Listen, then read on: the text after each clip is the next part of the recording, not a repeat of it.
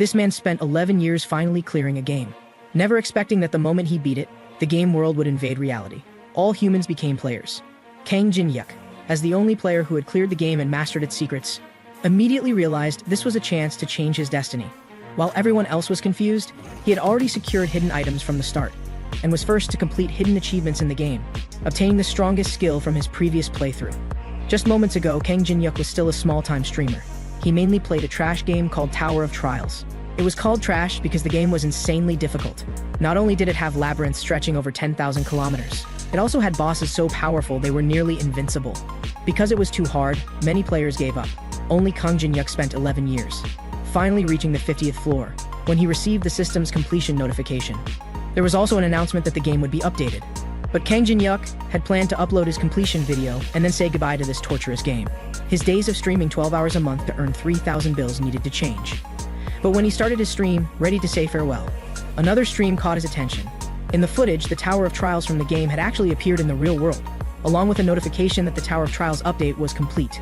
All humans became players and received notice that if they didn't clear it within 90 days, humanity would perish. Faced with the real anomaly appearing in reality, Kang Jin-hyuk didn't waste time pondering the reasons, but quickly made his decision and took action. He had clearing experience. As long as he followed his previous experience, he could clear it again. And now he first needed to obtain a rare item. Soon, Kang Jin-hyuk arrived at an underground shop. Tower of Trials was a virtual reality game. The game had some real-world locations, and this was where a hidden item would spawn. The moment he arrived, Kang Jin-hyuk was prompted that he had entered an event area. There were quite a few people around, and Kang Jin-hyuk immediately understood. These people had also played Tower of Trials to some extent. But then someone called out to Kang Jin-hyuk. It was Lee Jong-soo, a manager from his streaming company. Lee Jong-soo knew Kang Jin-hyuk was skilled at this game and wanted to cozy up to him for information. He also tried to leverage the streaming contract to control Kang Jin-hyuk, remembering how Lee Jong-soo used to exploit small streamers like them. Kang Jin-hyuk gave him a direct headbutt, while coldly saying, "Lee Jong-soo, the world has changed. Show some respect when you speak to me from now on." Kang Jin-hyuk was secretly pleased and about to do it again when the water in the nearby fountain began to boil. The next second, a water column shot skyward. Among lush branches and leaves, a giant tree appeared out of nowhere in the fountain. Kang Jin-hyuk smiled. Just like in his memory, the mangrove of greed that bore treasures had appeared. At this moment, fruits began growing on the tree. These were fruits that could increase attribute points, but there were only 4, immediately attracting everyone's covetous attention. Then everyone rushed forward madly. Meanwhile, Lee Jong-soo cursed that they could have teamed up, but now the opportunity was lost. Kang Jin-hyuk just sneered, "Noob, don't try to boss around this expert." Soon, all fruits from the greed mangrove were picked. Some had already eaten them and gained attribute points. Suddenly, the next second, the previously calm the greed mangrove became agitated. Only then did players realize that after eating all the fruits, the greed mangrove would attack nearby people, while everyone fled in panic. Only Kang Jin-hyuk said to Lee Jong-soo, who was about to run away, "The real treasure hasn't appeared yet. Cooperate with me and get it." Lee Jong-soo thought for a moment, then smiled and nodded. Kang Jin-hyuk said, "First we need to split up and approach it from 2 sides." Lee Jong-soo immediately understood this was to confuse its vision. "The treasure is in the trunk. When we act, neither of us can hesitate, or we're done for." Lee Jong-soo nodded. The next second, Kang Jin-hyuk shouted, "Now!" and started running. But when the tree roots attacked Kang Jin-hyuk, Lee Jong-soo was nowhere to be seen. Lee Jong-soo mocked, "Idiot, I just wanted you to be the decoy." But Kang Jin-hyuk had anticipated this and smiled. The next second, the tree roots that were originally attacking Kang Jin-hyuk directly went after Lee Jong-soo in the distance. "You standing far away are the real decoy, scumbag. Now I should get the treasure." Inside the greed mangrove's trunk was an excellent item that enhanced attributes. However, the greed mangrove's vines were extremely dangerous. But Kang Jin-hyuk, as a gaming expert, just sidestepped once, making the vines crash into each other, and attacked the greed mangrove itself. With the impact, the greed mangrove's weak point, the mangrove core, was also exposed, just as he had experienced in the game. Then Kang Jin-hyuk's eyes flashed with cold light as he picked up a sharp stick from the ground, completely unaffected by the greed mangrove's frenzied attacks. Dodging continuously, he was about to reach the greed mangrove. But then a blue light appeared, followed by swarms of butterflies flying from the greed mangrove. Kang Jin-hyuk immediately recognized these as sleep butterflies that could make people drowsy. He immediately covered his mouth and nose. As long as he held his breath, he could avoid the butterflies' effects. Then with a thrust, Kang Jin-hyuk drove the wooden spike deep into the red core. At the same time, he raised one hand, instantly grabbing for something in the trunk. Leaves withered and vines dried up. The greed mangrove was defeated. The system notified that Kang Jin-hyuk, as the first person to defeat the greed mangrove, his achievement could dominate the Hall of Fame for a day.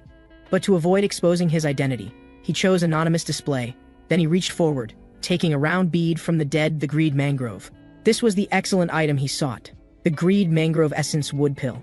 The greed mangrove's ordinary fruits could only increase 3 random attribute points, but the wood pill could directly add 12 reward points.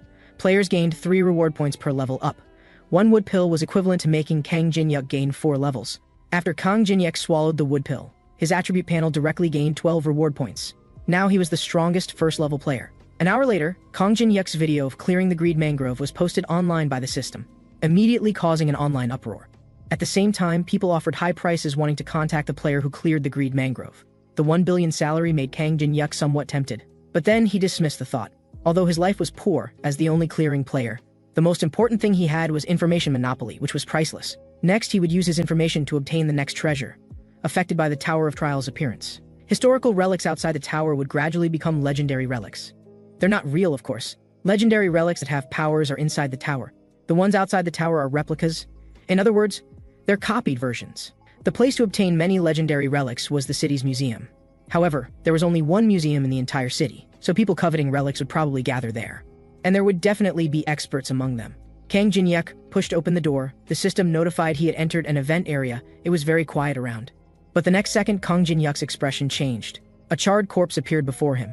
Indeed, experts had arrived before him, and their purpose should all be for the legendary relic called the Great Map.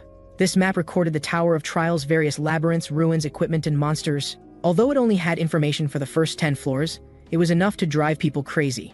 But actually, there was another legendary relic more precious than the map hidden here. On the museum's second floor, people who came to snatch legendary relics were already in chaos. An old man with fire skills and a young man with petrification skills were fighting.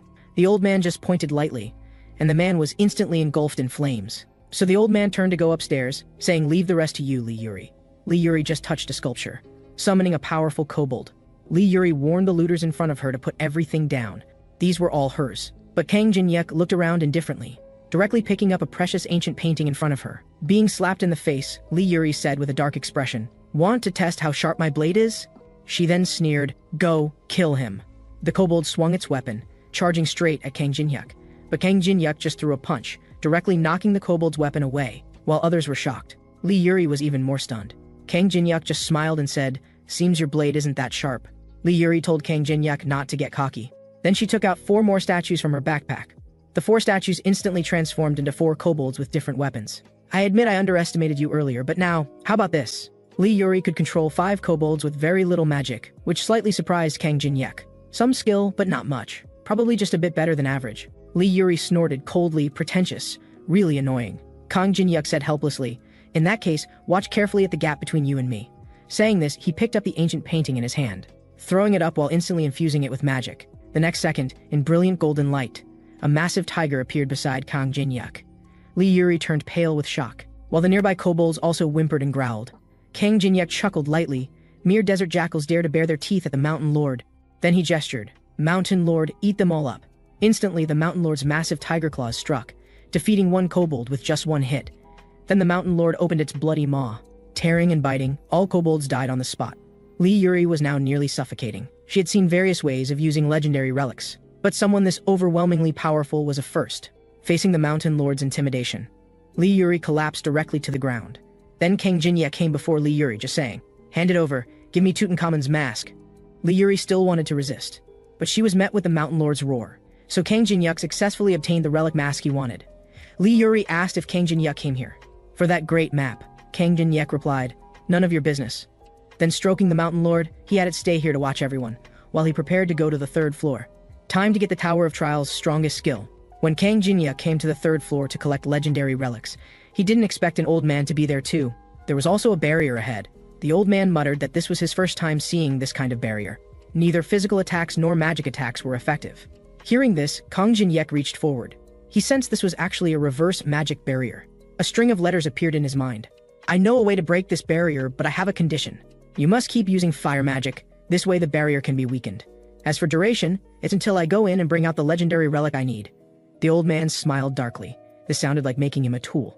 "You don't have to trust me, but this is the only way. I can give you the relic map you want, and it's almost dawn. You don't want to return empty-handed." Thinking that the government should take action soon, rather than return empty-handed, it was better to gamble. The old man finally sighed helplessly, just saying, "Remember to bring me the map." Fire appeared in his hands. The next second he attacked the barrier fiercely. Taking this opportunity, Kang Jinyuk silently recited the string of letters he had obtained. Carpo.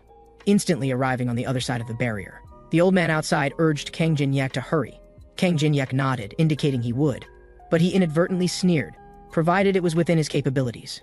The legendary relics on the third floor hadn't been damaged, except for one broken cabinet. Kang Jinyuk knew who did it and who set up the barrier, but he smiled slightly. The other party took what they thought was the precious legendary relic, not knowing the most precious thing was still here. He came before a legendary relic called Sangpyeong Tongbo. This was the final piece of the puzzle for creating his strongest skill. The other materials were the Persian ritual mold and the right eye from Tutankhamun's mask. Kang Jinyuk put the two together, instantly releasing golden light. The system notified that two legendary relics were reacting. This was a system notification that only appeared when suitable legendary relics combined. It also told Kang Jinyuk that if he continued, he would pay a corresponding price. Kang Jinyuk tore off the rope of Sangpyeong Tongbo, then threw it into the golden light. 3 legendary relics were reacting. The system voice sounded, "Congratulations on successfully combining legendary relics with extremely low success rate. You have obtained SS grade legendary relic Eye of Truth." The Eye of Truth could view other players' panels and had 3 chances daily to determine if players were telling the truth. This was the most powerful of the 5 eyes in the game, but Kang Jinyuk's purpose here wasn't just this. Then, with the completion notification of the hidden quest to obtain S-grade equipment through 3 B-grade or lower equipment, the opportunity had been achieved. Kang Jinyuk knew he was about to obtain a skill that could copy and save countless abilities in the world, and become the strongest player in Tower of Trials. His unique skill for clearing fusion. The acquisition difficulty was impossibly high, and as long as quest conditions were met, he could copy other players' skills. At this time, the old man outside urged Kang Jinyuk to hurry. Kang Jinyuk's eyes flashed with golden light. The condition for copying the old man's skill was to make him show genuine emotion. In other words, just anger him. Kang Jinyuk turned to the old man and said, "You can stop using your skill now, you actually don't need to do that." The old man was puzzled why he said earlier that the prerequisite for entering the barrier was continuous skill use. While he wondered, Kang Jinyuk whispered Carpo, and the barrier disappeared. The barrier earlier could only be dispelled with this incantation, and making the old man use his skill was just a ruse, to deplete the old man's internal magic. Now with little magic left, insurance was set. Next was to anger him. The great map in front of Kang Jinyuk contained information about all treasures on the first 10 floors of Tower of Trials. Useful to others, but useless to him who knew the game inside out. So Kang Jinyuk took out a lighter. The old man immediately panicked and shouted, "Kang Jinyuk, what are you doing?" Kang Jinyuk just whispered, "I don't need this map." Instantly flames rose from below the map. No matter who got this map, they could threaten Kang Jinyuk's advantage, so the safest method was to destroy it. Seeing such a precious map destroyed like this, the old man was completely enraged. He wanted to roast this kid. Feeling the old man's anger, the system notified Kang Jinyuk that copy conditions were met. Fire element skill copied successfully. Fire element could use flames and increase body resistance to fire, a decent skill. At this time, the old man activated fire element skill again. "But don't you understand why I burned the map?" Kang Jinyuk sneered. The next second, fire element skill activated. The map's flame shot skyward. Clearly the same skill as his own, but the old man felt the opponent's power was worlds apart from his own. Realizing the opponent didn't even need the map, he swallowed and asked, "Who exactly are you? If you want to climb the tower smoothly in the future, obediently listen to me. As for you and that little girl Lee Yuri on the 2nd floor, you should level up first. I'll contact you later." Soon after, Kang Jinyuk walked out of the museum alone. This trip was very rewarding, and he began planning for the future. With the fusion skill able to copy other skills, he first needed to rank all abilities, then prioritize copying the skills he needed most. Although he couldn't monopolize all opportunities, he didn't want to miss any of the strongest, most important skills. His stomach rumbled with hunger. Kang Jinyuk came to a fast food restaurant. The restaurant's TV was reporting news about the invasion of legendary relic storage locations, and legendary relic storage places worldwide had encountered the same situation. The TV then showed a recording. It was footage of him fighting others. While people in the restaurant were shocked at how strong someone could be, the news continued reporting that officials had investigated what Tower of Trials actually was, and used awakened ability users to establish a new department, the Awakener Association. From this, Kang Jinyuk understood officials had completely accepted the reality of the world becoming a game. Then a new figure appeared on the news. This person introduced himself as Han Sangjin, president of the Awakener Association. Han Sangjin's purpose was to recruit capable Awakeners to serve officials, with a base salary starting at 60 million.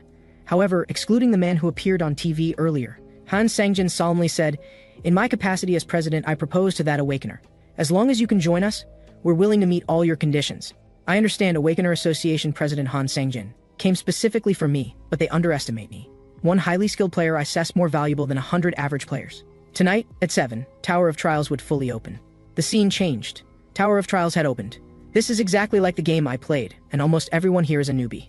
As a tower entry commemoration, the tower system gave everyone 100 gold coins. Gold coins were the currency inside the tower. Players could earn them by uploading their battle videos. Every 10,000 views earned 100 gold coins. Players of different levels paid different handling fees. Also, players could only use live stream functions when fighting boss monsters leading to the next floor. When players were reported for fake views or other violations, the tower system would take corresponding punitive measures. This was the only bridge connecting climbers and ordinary tower outside residents, the broadcast system. The higher a player's clearing probability, the more fans and views they got. This was the most interesting setting in Tower of Trials. Understanding the game rules, everyone eagerly rushed in, wanting to secure prime positions for maximum benefit. Earning gold coins isn't hard for me. I don't want to leak my exclusive information by uploading videos first. I've already planned my first step. It's a special path completely different from others. Previously, when attacking Tower of Trials' 30th floor, I encountered a dead end. To enter the next floor, I turned the dozens of floors below upside down, desperately collecting hidden information fragments. Finally, I found the answer in a ruin. Only then did I understand that the character I had painstakingly trained for years was doomed from the start. To clear the game, I had to restart, but this character took 5 years. Deleting meant all efforts were wasted, but without doing so, clearing was impossible. Finally, he gritted his teeth and made the decision. Delete and restart. Now, facing the challenge after clearing, he went straight to the source that made him restart, a labyrinth called Labyrinthos. To conquer the 30th floor later, a core key was in this labyrinth. Thinking about what was inside gave Kang Jin-hyuk a headache, but his body honestly pushed open the door. Entering the labyrinth, blue dots of light illuminated the dim environment. Kang Jin-hyuk reached out and a luminous moth landed on his hand, but his expression turned cold. Looking behind him at a group of people who had appeared, he said, "Who are you?" The leader, a woman, immediately explained they saw the labyrinth door was open and came in. The truth was, they had noticed Kang Jin-hyuk opening the labyrinth. Seeing him alone, they planned to kill him for his treasure. Kang Jin-hyuk saw through their intentions, first activating Eye of Truth to see if they had any use in Park Hana's panel information. There was actually an interesting skill that could build rapport with others. Kang Jin-hyuk remembered he might need it against another woman. He immediately decided to copy this commune skill. The copy condition was to act together with Park Hana for 240 hours. Seeing this, Kang Jin-hyuk suppressed his killing intent and began enthusiastically introducing himself. Park Hana and others also introduced themselves one by one, but Kang Jin-hyuk was ready to betray his teammates at any time. At this moment, Park Hana moved closer to Kang Jin-hyuk, starting to ask what level he had reached when playing this game before. As she spoke, she linked arms with Kang Jin-hyuk. Commune skill activated. The atmosphere between them instantly became much closer. After learning how the commune skill worked, Kang Jin-hyuk ruthlessly pushed her away. Park Hana looked embarrassed, still confused why this guy wasn't affected by her skill. She asked again about what monsters and features this labyrinth had. Kang Jin-hyuk nodded and said, "This labyrinth's biggest feature is that it changes position every so often." Others didn't seem to understand what this meant. The next second, violent tremors came from all around. Everyone was terrified. They saw stone pillars on the surrounding walls begin to move. The drastic changes caught everyone off guard. When the tremors stopped, they found some people had disappeared in the previous changes. Someone questioned that there shouldn't be such difficult labyrinths on Tower of Trials' first floor. Park Hana quickly had the team member with directional sensing lead them out. But this woman told Park Hana her skill couldn't activate. Kang Jin-hyuk looked at these idiots, just thinking that thing should appear soon. But then Park Hana looked accusingly, stepping forward to question Kang Jin-hyuk why he didn't tell them in advance about the labyrinth's changes, still blaming Kang Jin-hyuk for nearly getting them killed. Faced with everyone's accusations, Kang Jin-hyuk sneered, "Did I ask you to follow me in?" Someone got angry hearing this and was about to fight. But the next second, with a whooshing sound, a bloody giant axe embedded in the wall. As that person fell with a crash, a bull's roar echoed as a terrifying minotaur appeared before everyone. Feeling the minotaur's intimidation, Park Hana despaired, but saw Kang Jin-hyuk suddenly charge forward. Everyone was horrified as the minotaur raised its giant axe aimed at Kang Jin-hyuk, then brought it down. Kang Jin-hyuk barely dodged, while Kang Jin-hyuk performed extreme dodging. A system notification came: "You've acquired the hidden stat gap." This was the key he came to get. The reason Kang Jin-hyuk challenged the boss but only dodged without attacking was, each successful dodge gained 0.05 gap attribute points. Every 3 gap points could close a 1-level difference with higher level monsters. This life-risking method was extremely dangerous, but a level 1 player could rapidly grow through this method. Kang Jin-hyuk, as a former clearing expert, had completely mastered the Minotaur's attack patterns, but he wasn't satisfied yet. He wanted to pursue the extreme dodge that could gain 1 gap point at once, a Deadly Strike's extreme dodge. This operation left Park Hana and others who had wanted to kill Kang Jin-hyuk stunned. They were already planning to quietly slip away. But where do you think you're going? Kang Jin-yuk pointed to the Minotaur behind him and said, "Dodging this guy's attacks gives hidden skills. Good things should be shared, right?" The next second, the Minotaur swung its giant axe, instantly swinging toward several people. In the whooshing sound, the wall was instantly carved with a huge gash in the pool of blood. Kang Jin-yuk still casually said to Park Hana, "You need to run around, staying still won't work." Then said to the Minotaur, "Right?" The Minotaur looked at Kang Jin-yuk in front of it, preparing to attack again. But then violent tremors came from all around. It was time for the labyrinth to change positions again. Layer upon layer of walls instantly separated the Minotaur from Kang Jin-yuk and others. The Minotaur could only roar in impotent rage. On the other side, seeing only 2 people left on their side, Park Hana asked in shock, "That guy won't catch up, will he?" But Kang Jin-yuk said, "I touched the luminous moth's powder, it will keep attracting the Minotaur to chase us." "Are you crazy? Why did you do this?" Kang Jin-yuk gave Park Hana a look like she was an idiot, of course to increase reward points. Each time the labyrinth changed, he could rest. Then wait for the Minotaur to chase over and continue dodging. Park Hana was shocked, asking how many times they'd have to repeat this before it ended. "Until we leave the labyrinth, exactly 1 month." Thinking about staying in this hellish place for 30 days, Park Hana broke down. They planned to get away from Kang Jin-yuk and find an exit. Kang Jin-yuk chuckled. Wandering aimlessly might be even more dangerous. Hearing this devil's whisper, Park Hana gritted her teeth and decided to stay with Kang Jin-yuk. But there's no free lunch in this world. Even riding the bus costs money. So hand over all your coins.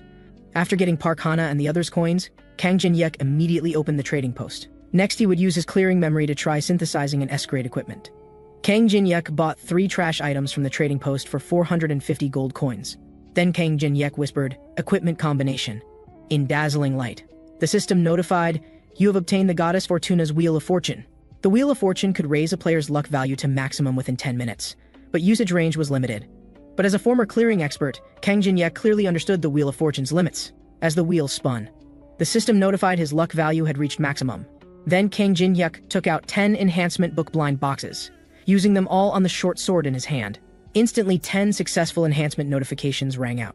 "Congratulations on obtaining a +10 enhanced old dagger. As the server's first +10 weapon, the system rewards 5,000 gold coins. Also, your achievement will be displayed on the Hall of Fame for 1 day." Wielding the short sword, Kang Jin-yuk prepared to continue farming gap points. So 10 days later, Park Hana and her companion were utterly defeated.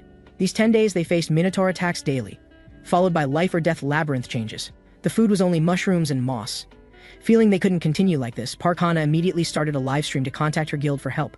But in Tower of Trials, all information was blocked. The guild was powerless, and reaching this location would take 3 weeks. Thinking of this, Park Hana had another idea. Kill Kang Jin-yuk, then hide in the labyrinth. Maybe they could hold out until guild members arrived. But the problem was how to kill Kang Jin-yuk. When he's sleeping, that's our chance. The man beside her picked up a rock, about to smash it on sleeping Kang Jin-yuk's head. But Park Hana stopped him. Kang Jin-yuk's reaction speed is like a ghost's. The moment we attack, he'd probably jump up and counter-kill us. The man asked what to do then. Park Hana sneered, taking out a giant bee poison stinger from her bag. 1 drop could kill 100 giant monsters. Since we're doing this, let's be thorough. The next day, Kang Jin-yuk looked at the stewed mushroom and moss dish, feeling like he was on wilderness survival. But he still asked the man for more and had Park Hana get him some water. Park Hana cursed internally, what a demanding person. Watching Kang Jin-yuk eat the poisoned mushrooms, she couldn't help but show a triumphant smile. Then the wooden plate fell. Black blood spurted out. The man beside them painfully clutched his throat, then collapsed as if poisoned. Kang Jin-yuk sneered, "Idiot, did you think I'd eat food you prepared without hesitation?" While asking the man to add more food, he had already switched what they ate.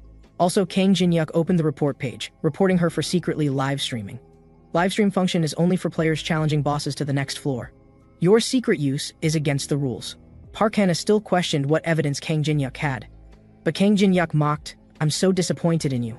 Then Kang Jin-yuk's finger pressed the report confirmation. Instantly warning red light flashed around Park Hana. The livestream's anonymous system was also removed. Then everyone in the stream seemed to experience an accident and exited. System warning, next time this player will face extremely cruel punishment.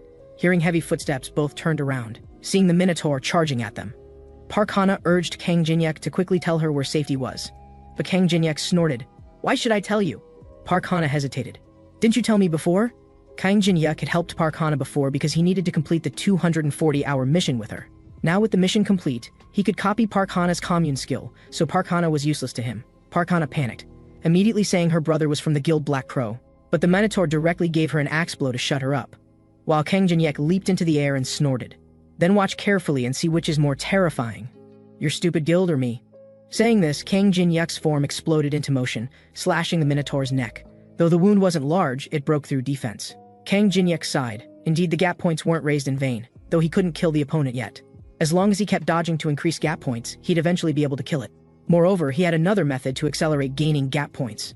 Instantly, Fireball activated, disturbing the Minotaur's vision while Kang Jin-yuk flashed forward, his blade slicing the bull's ankle tendon. As the Minotaur crashed down, Kang Jin-yuk then verbally provoked, "Stop struggling, you're building muscle and the meat won't be tender." Hearing this, the Minotaur roared angrily. Kang Jin-yuk whispered, "Almost there." The next second, with a massive bull's roar, the Labyrinth Guardian Minotaur activated level 10 Berserk. LV10 Berserk could enhance Minotaur's attack speed, and movement speed by 30% for 5 minutes, and temporarily increase intelligence, enabling speech. "Human, I will tear you apart and scatter you throughout this dungeon so you can never violate this place again." In the midst of this fierce battle, Kang Jin-yuk just whispered, "Bring it on." The next second, as the Minotaur struck with its axe, Kang Jin-yuk charged straight ahead. The two clashed in completely frontal combat. This scene left Park Hana stunned. A boss that has activated more than a dozen skills cannot be defeated, even if all the members of the Guild Black Crow come together. But Kang Jin-yuk can fight head-on. What she cares more about is that, facing such a powerful monster, Kang Jin-yuk is actually smiling at this moment. Now Kang Jin-yuk is calm as water. In the past, he always hated the reality that he was standing still no matter how he ran. The unchanging reality would only make him feel deeply powerless. But in this world, as long as you work hard, you will get rewards immediately. At this moment, Kang Jin-yuk's gap value has accumulated to 57 points. It is equivalent to reducing the gap of 19 levels, making him more comfortable fighting against the Minotaur. At this moment, when Kang Jin-yuk turns his back, the Minotaur seizes an opportunity to launch an attack. But just as the fierce assault begins, Kang Jin-yuk lands steadily on the ground. Those fists stop right in front of Kang Jin-yuk, unable to advance another step. The Minotaur's Berserk time has ended. Although Berserk mode can boost maximum strength, once the time runs out, the user enters a 24-hour state of suspended animation. So now Kang Jin-yuk can leisurely watch the 57 gap points he's earned, calculating that in 20 days he'll have enough to reach 100 gap points. At this time, Park Hana asks if it's over. Kang Jin-yuk just smiles and says, "Didn't I tell you I'd stay here for a month? There are still 20 days left." So 20 days later. Although the gap points Kang Jin-yuk gains from each evasion have dropped to 0.015, he still manages to accumulate 100 gap points. Kang Jin-yuk directly punches the Minotaur in the jaw, ending this month-long evasion training. Standing on the bull's horn, Kang Jin-yuk is in a good mood. Now there's only one problem left: what to do with Park Hana. Kang Jin-yuk bluntly says his newly opened company is hiring interns. If Park Hana has value, he can spare her life. Park Hana urgently explains that her commune skill can improve rapport with others and help with company operations. But Kang Jin-yuk has already copied this skill. "What else? I will never betray you." Seeing Park Hana's stammering appearance, Kang Jin-yuk whispers, "Too disappointing." Then, under Park Hana's terrified gaze, I announce that the first intern of the Hardcore Gamer Company doesn't have Braham's ring. Before Kang Jin-yuk can finish speaking, Park Hana shouts, "I can give you Braham's ring! That's what my brother traded with the people of Sea Country using Goryo Ginseng. Please spare my life." Hearing this, Kang Jin-yuk is shocked. Braham's ring is one of the strongest equipment obtainable on the first floor.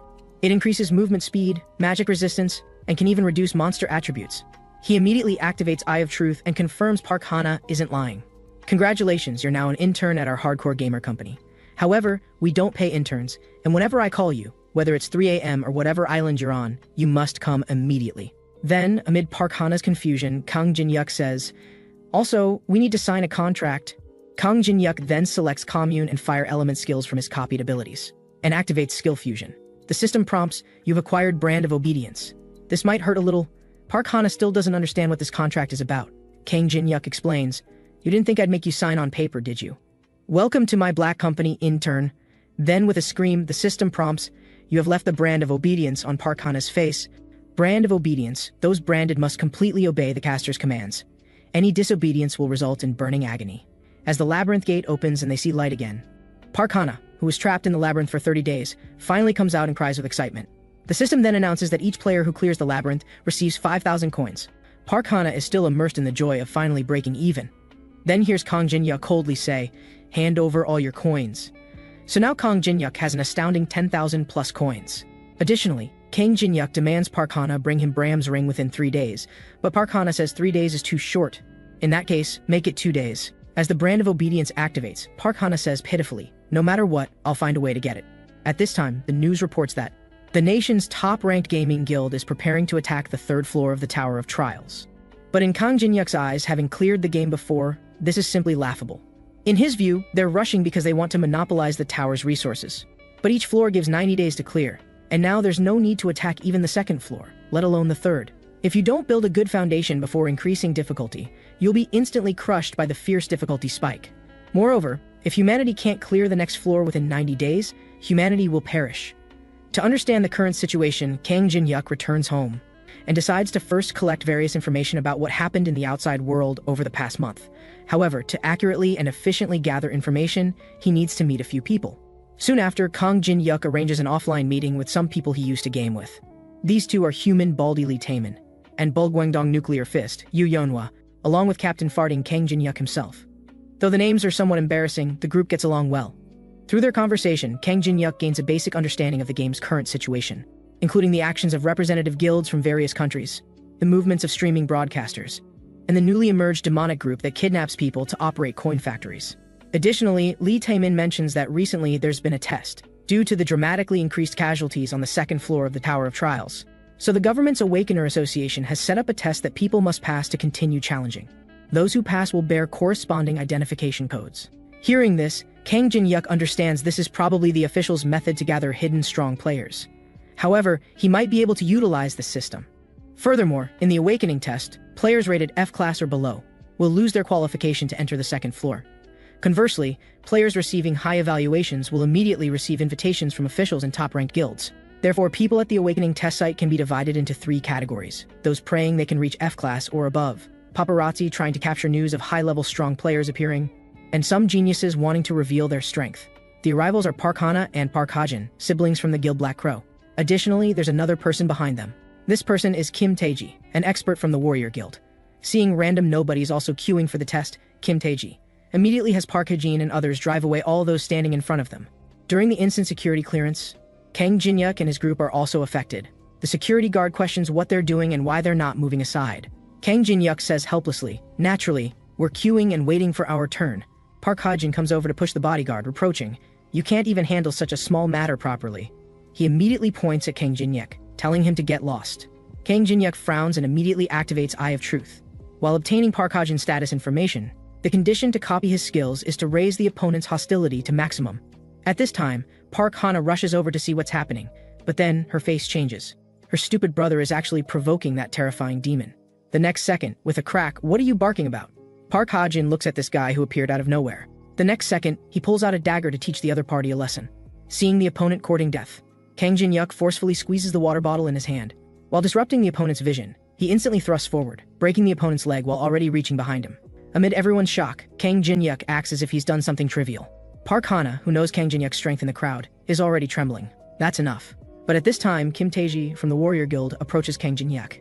Kang Jin-yuk immediately activates Eye of Truth. But amid system warnings of too large a level gap, the skill fails. Kang Jin-yuk immediately understands this is because he's only level 1, while the opponent has reached at least level 20. Kang Jin-yuk whispers, "Didn't expect that Brat brought a babysitter." Kim Taeji just says, "Though this kid is stupid, he's still useful to me." Kang Jin-yuk smiles mysteriously, "You mean the Goryo Ginseng? If you want to ask how I know, why not ask something more practical? Like how to eliminate the side effects of Goryo Ginseng." Enough. Hearing the opponent reveal his secret, Kim Taeji immediately activates Blackout Barrier, instantly isolating them from others. Within the barrier, though Kim Taeji guesses Kang Jin-yuk might know something, he didn't expect Kang Jin-yuk's asking price to be 10 dungeons occupied by his guild. Kim Taeji asks how he can trust Kang Jin-yuk's words. Kang Jin-yuk says, "Though Goryo Ginseng has excellent effects in restoring stamina and magic power, eating it raw also causes magic poisoning. You're suffering from its side effects now, right? But the solution is simple. You can use Carassian juice, moonstone, and mandrake root mixed together. But I think you can't find where to get mandrake root. Well, I can tell you where to find it." Hearing Kang Jin-yuk state a solution identical to what his guild researched, Kim Taeji already half believes Kang Jin-yuk. "We can trade." However, Kim Taeji's tone turns cold. "Don't play tricks, or I won't let you go." But at this moment, Kim Taeji is also hesitating. 10 dungeons is too high a price, he must consider it more. But the next second, Kim Taeji's weapon breaks. "You seem to have misunderstood something.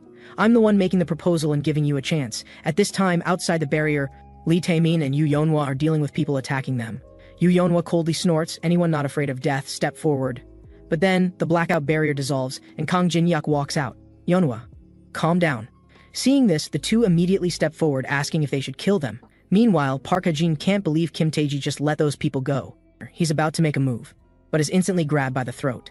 Kim Tae-ji coldly says, "With your level, you're far from being that man's opponent. If you dare cause me more trouble, you know the consequences." The next second, Park Ha-jin is thrown to the ground.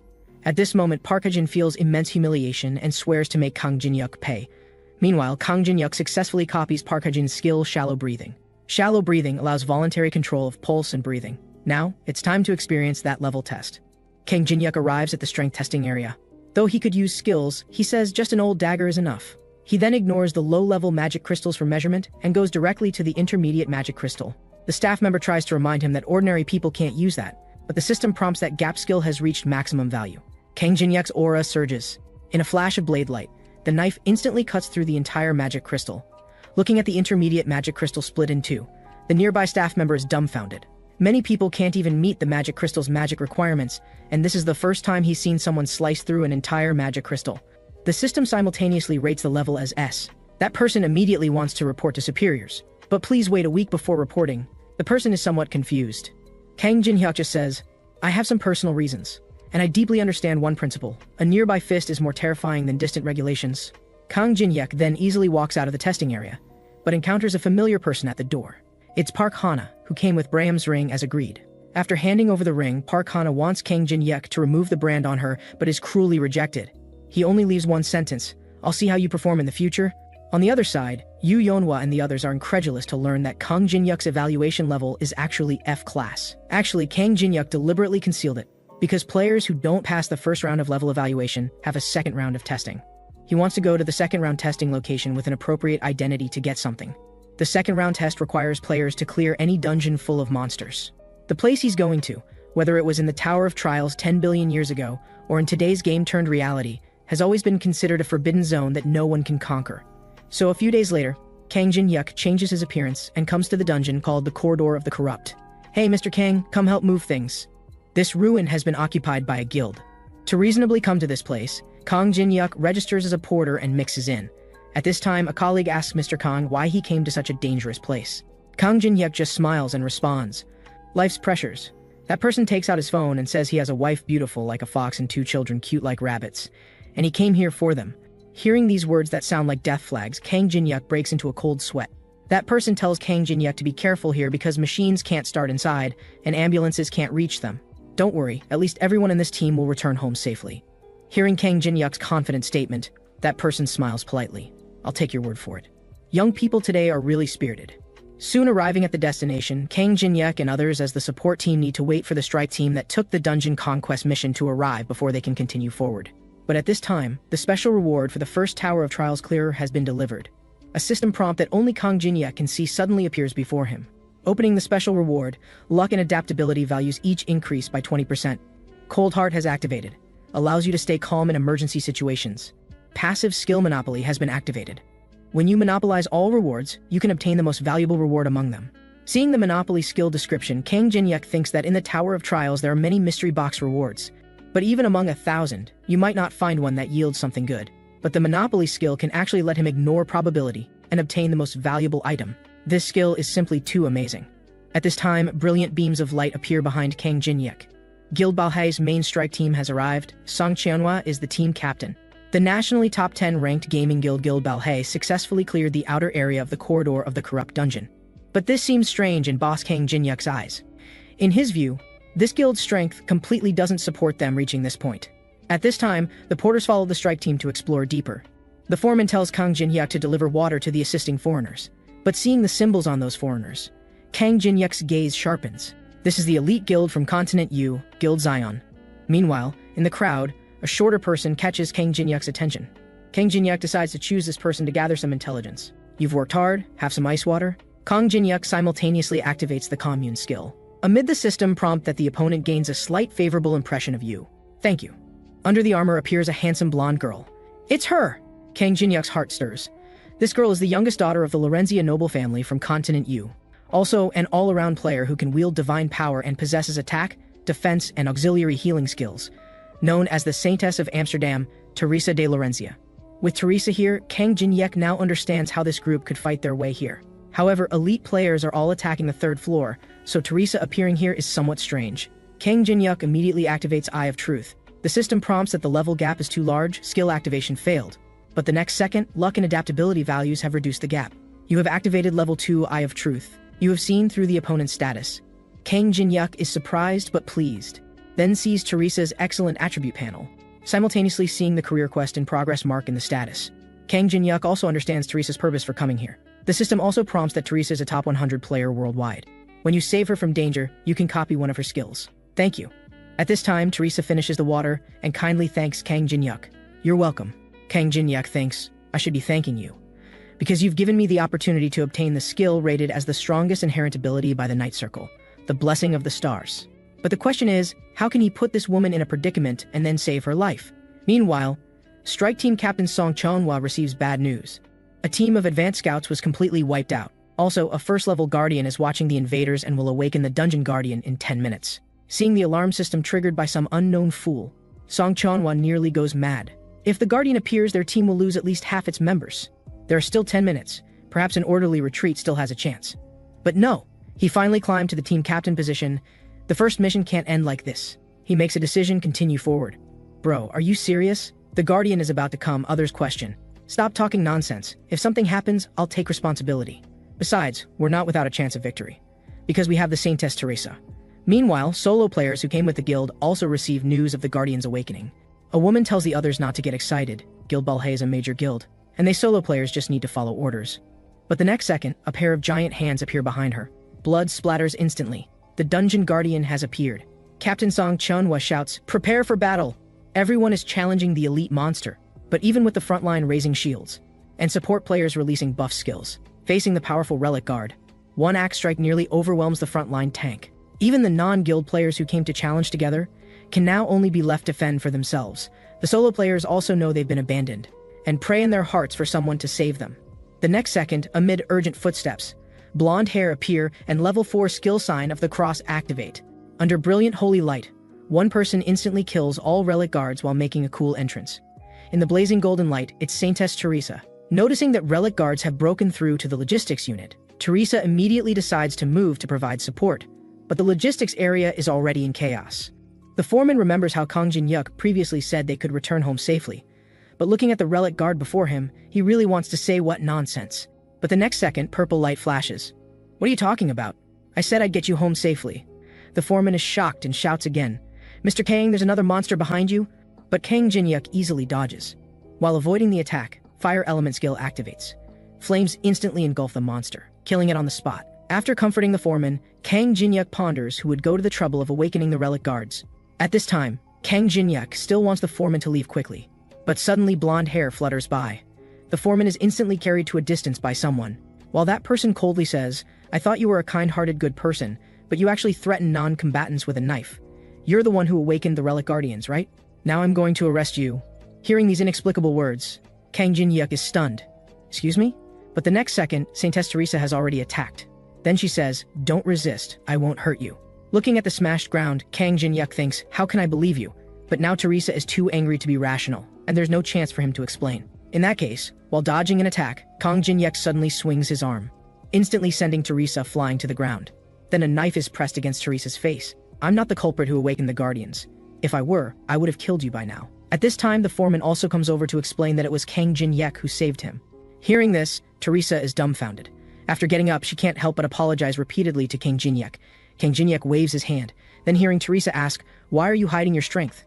Kang Jin-hyuk just smiles. You, the Guild Zion, to come here to secretly obtain Peter's covenant and complete your job change, right? While Teresa is shocked that Kang Jin-hyuk knows this, I'm like you, also have something I want to secretly obtain.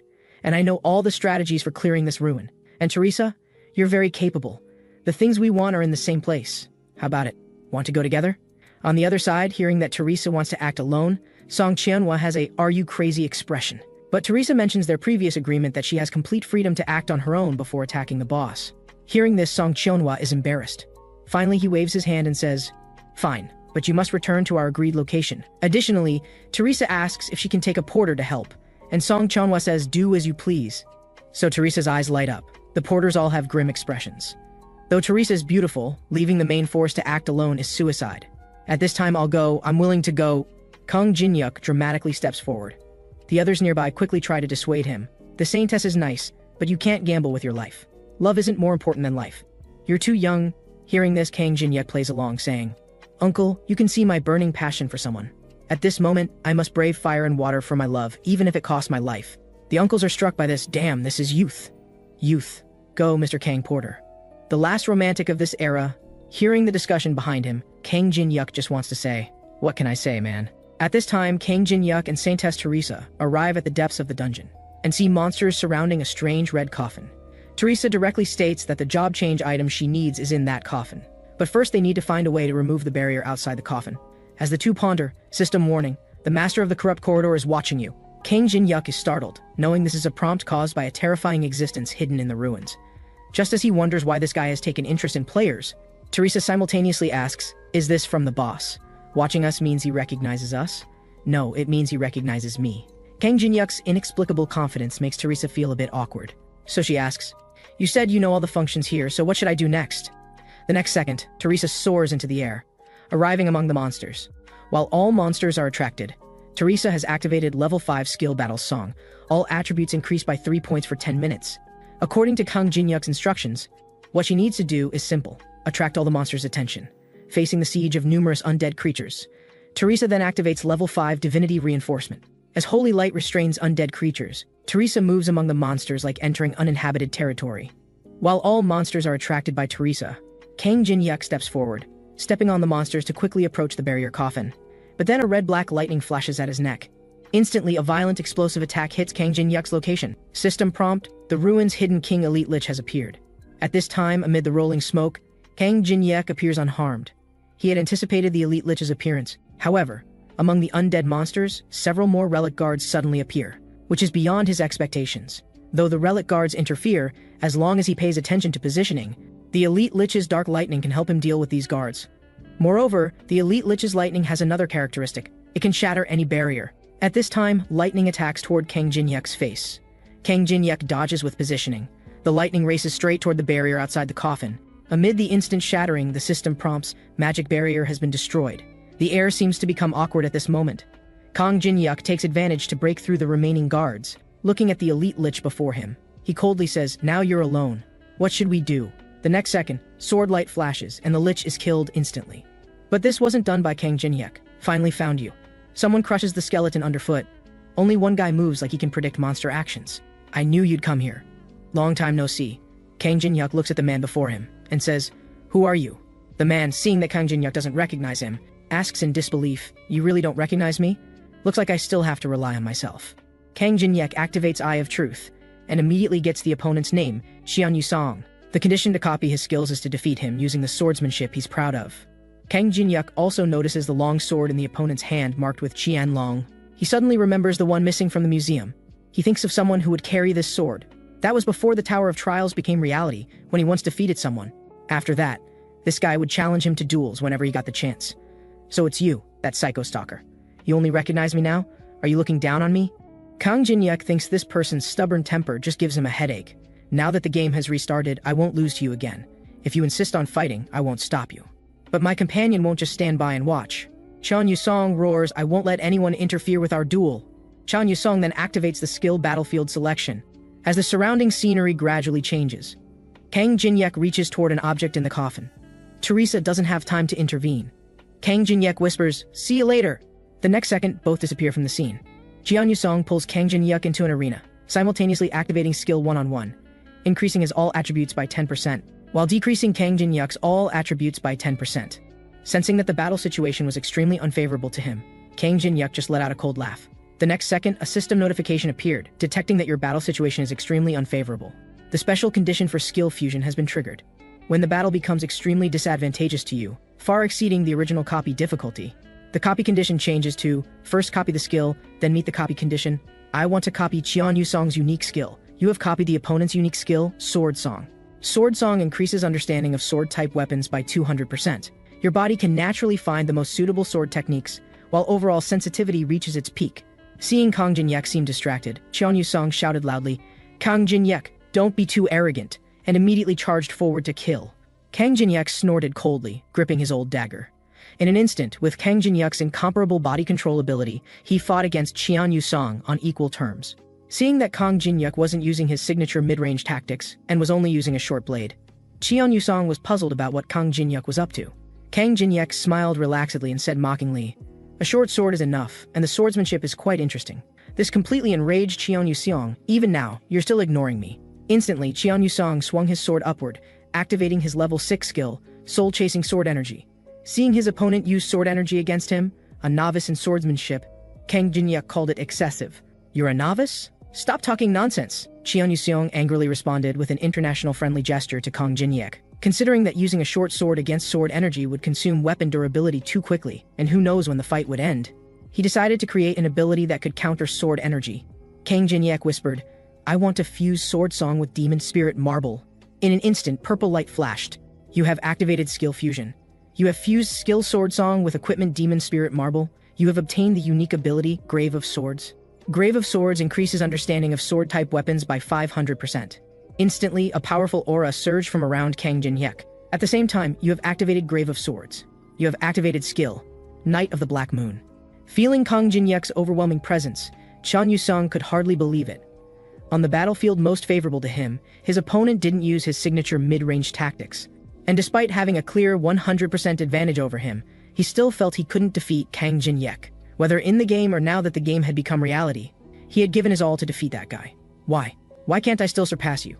With a cry of "I won't accept this," Cheon Yusong frantically unleashed sword energy.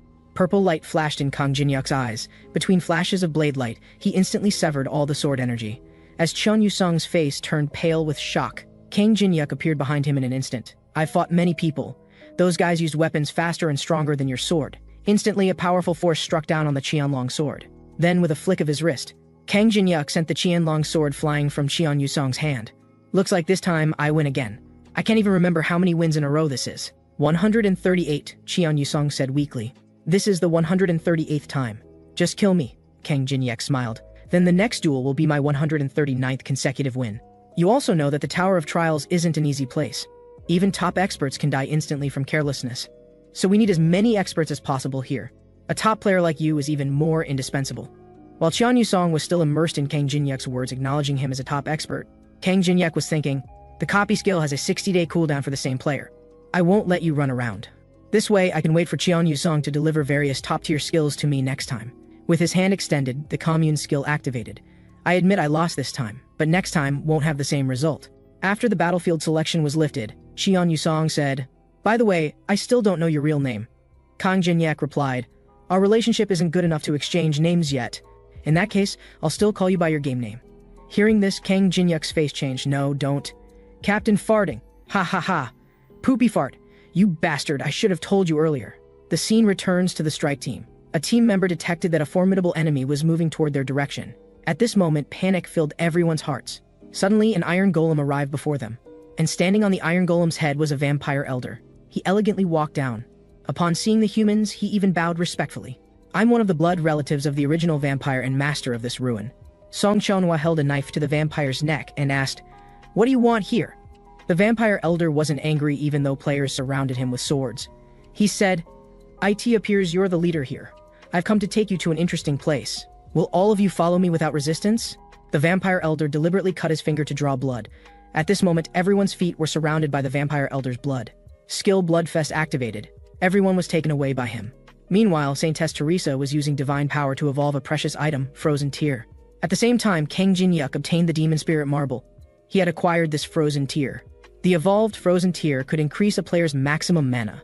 Just as Kang Jinyuk was praising Teresa, a system voice suddenly rang out. "The Master of the Corridor has sent you an invitation. To save the trapped strike team members, please enter the deepest room of the ruins. After accepting the quest, all monsters and traps will stop." Teresa's face changed. She immediately stood up to go save her teammates. But now, without the strike team's support, could she really defeat the original vampire by herself? She suddenly regretted leaving the team to act alone. She had originally wanted to change her class to Paladin to protect more people, but didn't expect it to turn into the current situation. Cheon Yusong on the side sighed. "The strike team has nothing to do with me. I'm ready to go."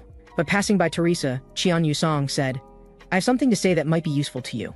This guy is extremely selfish and completely untrustworthy, which is why I extremely dislike him. But I can guarantee you one thing. Currently, he's the only person in the world who can defeat the original vampire. That's all I'll say." Teresa said in a low voice, "Thank you for your advice."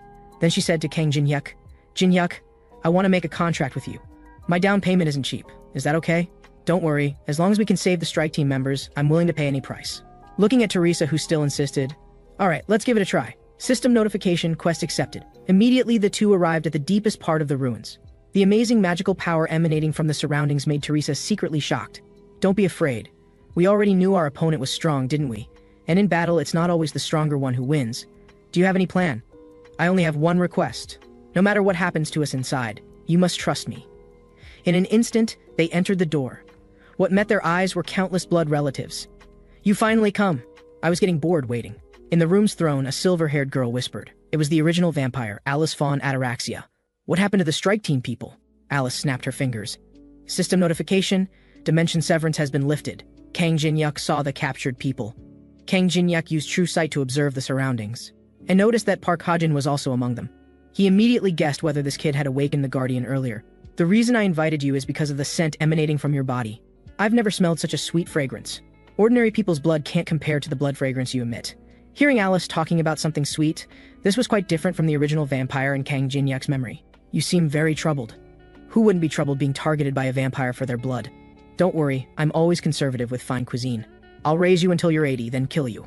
I appreciate your kindness, but I don't want to live as a premium lunchbox. The moment Kang Jin-hyuk finished speaking, a red flash passed by. The ground behind Kang Jin-hyuk cracked. Alice said coldly, moving drinks don't need to talk. At this moment, Kang Jin-hyuk bowed and said, although I have no intention of living as a mobile blood bag in the future. Kang Jin-hyuk knelt on one knee and said, however, I can provide something sweeter than my own blood. Alice smiled. For blood relatives, nothing is more attractive to them than blood. What if what I propose is freedom? Hearing this word, Alice froze in place. The other blood relatives were furious. As exiles permanently imprisoned here, mentioning freedom was simply mocking them. Wait, Alice suppressed everyone's voices. If you can take responsibility for what you just said, then prove it to me. Kang Jin-hyuk whispered while taking out a mask. My name is Kang Jin-hyuk. From now on, I represent the demonic ones within the tower and will take you away from this place. Demonic ones refer to people who have betrayed humanity for various reasons like money, revenge, etc. Demonic ones are not only public enemies of all players, but also often ally with monsters in dungeons or ruins. Alice had heard about this matter. I have already made prior contact with the temple on the 27th floor of the Tower of Trials. I obtained information about your presence here and a method to deceive the seal covering this ruin. Listening to Kang Jin-hyuk's eloquent speech, Teresa on the side was very shocked. At the same time, she noticed that the blood relatives around them were actually wavering after hearing about the temple. Since you know about the temple, you probably aren't lying. So, do you believe me now? No, even if you really are a demonic one, how can you give me freedom? Anyone can say they can solve this age-old problem at once. But what's important is, I never trust smooth talkers. After saying this, Alice activated skill blood spears and countless spears appeared behind Alice. Your blood is very sweet, but unfortunately, go die. In an instant, countless chains rushed toward Kang Jin-hyuk, but Kang Jin-hyuk stood in place without any resistance. At the moment of life and death, Teresa blocked in front of Kang Jin-hyuk. Skill divinity reinforcement has been activated. In an instant, in the dazzling holy light, countless blood chains were blocked. Teresa shouted for Kang Jin-hyuk to hide behind her properly, while she herself struggled with great difficulty to resist with all her strength. At the same time, she used skill divine shield to strengthen her defense. Watching Teresa's appearance of giving her all but still being weak, Alice couldn't help but smile. But her smile stopped abruptly. Teresa's divine power that restrained blood relatives still made her quite displeased. Alice activated skill blood explosion, deciding to blow Teresa away entirely.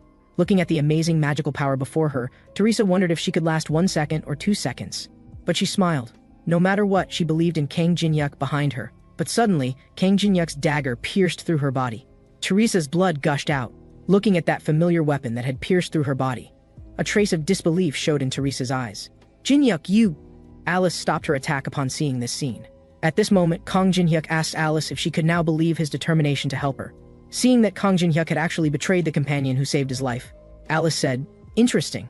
Then continue to prove that you have the qualification to give me freedom. But at this moment, Teresa asked Kang Jin-hyuk in a weak voice. Jin-hyuk, didn't we agree to save the other companions? Is this what you meant by your plan? But the next second, Kang Jin-hyuk raised his hand and brought down his blade. Blood splattered across Teresa's entire sacred shield. Everything fell silent at this moment. Alice's lips curved slightly upward. Very good, you human have some ability. I believe you're on my side now. Now I'll give you a chance to prove your ability. In a flash of red light, Braham's ring appeared in Kang Jin-hyuk's hand. To deceive the barrier that imprisons you, I specially prepared a 7-star spell. As long as your soul is sealed in this equipment, we can temporarily deceive the ruin's barrier. This was the first time Alice had heard of such a method. But Kang Jin-yuk thought silently. Since the Tower of Trials opened, the reason he had maintained level 1 until now was because this 7-star soul transfer skill could only be used at level 1. System notification, you have met the level requirement. 7-star soul transfer has been activated. Skill cooldown time is 365 days and requires the consent of the target. In 1 minute, this magic circle will disappear forever. As long as you're willing, I can activate the magic immediately. Now it's your turn to choose. How will you choose? While other blood relatives were shocked that such a method existed, Alice's voice reached Bellis's mind. My confidant, if he plays any tricks, kill him immediately and destroy the magic circle. Now with insurance in place, Alice also made her decision. Although she was reluctant to trust a spell she was seeing for the first time, she had been imprisoned here for over 1,000 years. She had to consider whether this might be her only chance in this lifetime. I'll ask you one last time, can I trust you? If I'm fortunate enough to gain your trust, I will never let you regret it. The moment their fingers touched, the commune skill activated. System notification, Alice has developed a slight favorable impression of you. I, Alice von Ataraxia, consent to soul transfer. System notification, Braham's ring is absorbing original vampire Alice's soul. Not bad, it's quite peaceful in here. Alice's satisfied voice came from the ring. That's wonderful. Kang Jin-yuk's voice contained hidden excitement. I'm glad you're satisfied with your future home. Before Alice's questioning voice could ring out, unique ability, the Blessing of the Stars has been activated. Skill, the Blessing of the Stars, can revive a player once who has not died instantly. In the sound of blood dripping, a person gradually rose from the ground. Kang Jin-yuk whispered, welcome back. Teresa thought that if she didn't have the resurrection skill, she would have been done for this time.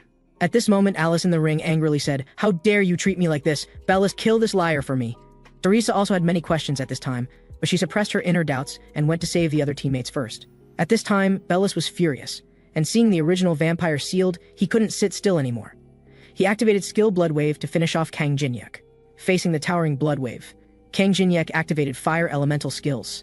With Elemental Advantage, Kang Jin-yuk instantly cleared the Blood Wave. Seeing magic didn't work, the vampires simply engaged in close combat. All vampires instantly launched an assault on Kang Jin-yuk. At this time, Teresa also rescued the trapped strike team. But Captain Song Chanhua looked like he'd seen a ghost, because in front of him, a masked person had already slaughtered all the vampires clean. He couldn't help but ask who this person was. Teresa, seeing that Kang Jin-yuk intended to hide his identity, only said he was someone she met on the way, and she didn't know clearly either. At this time, Kang Jin-yuk came to Teresa. Teresa smiled bitterly and couldn't help complaining, I didn't expect my first death to be at the hands of a companion. It really hurt just now. But we did it. A trace of excited tears slid down Teresa's cheek. Thank you, Jin-yuk. Thanks to you, everyone could survive.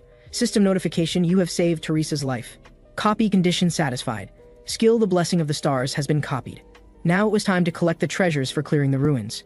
But at this time, Song Chanhua indicated that all equipment from this strategy should belong to their guild Balhae.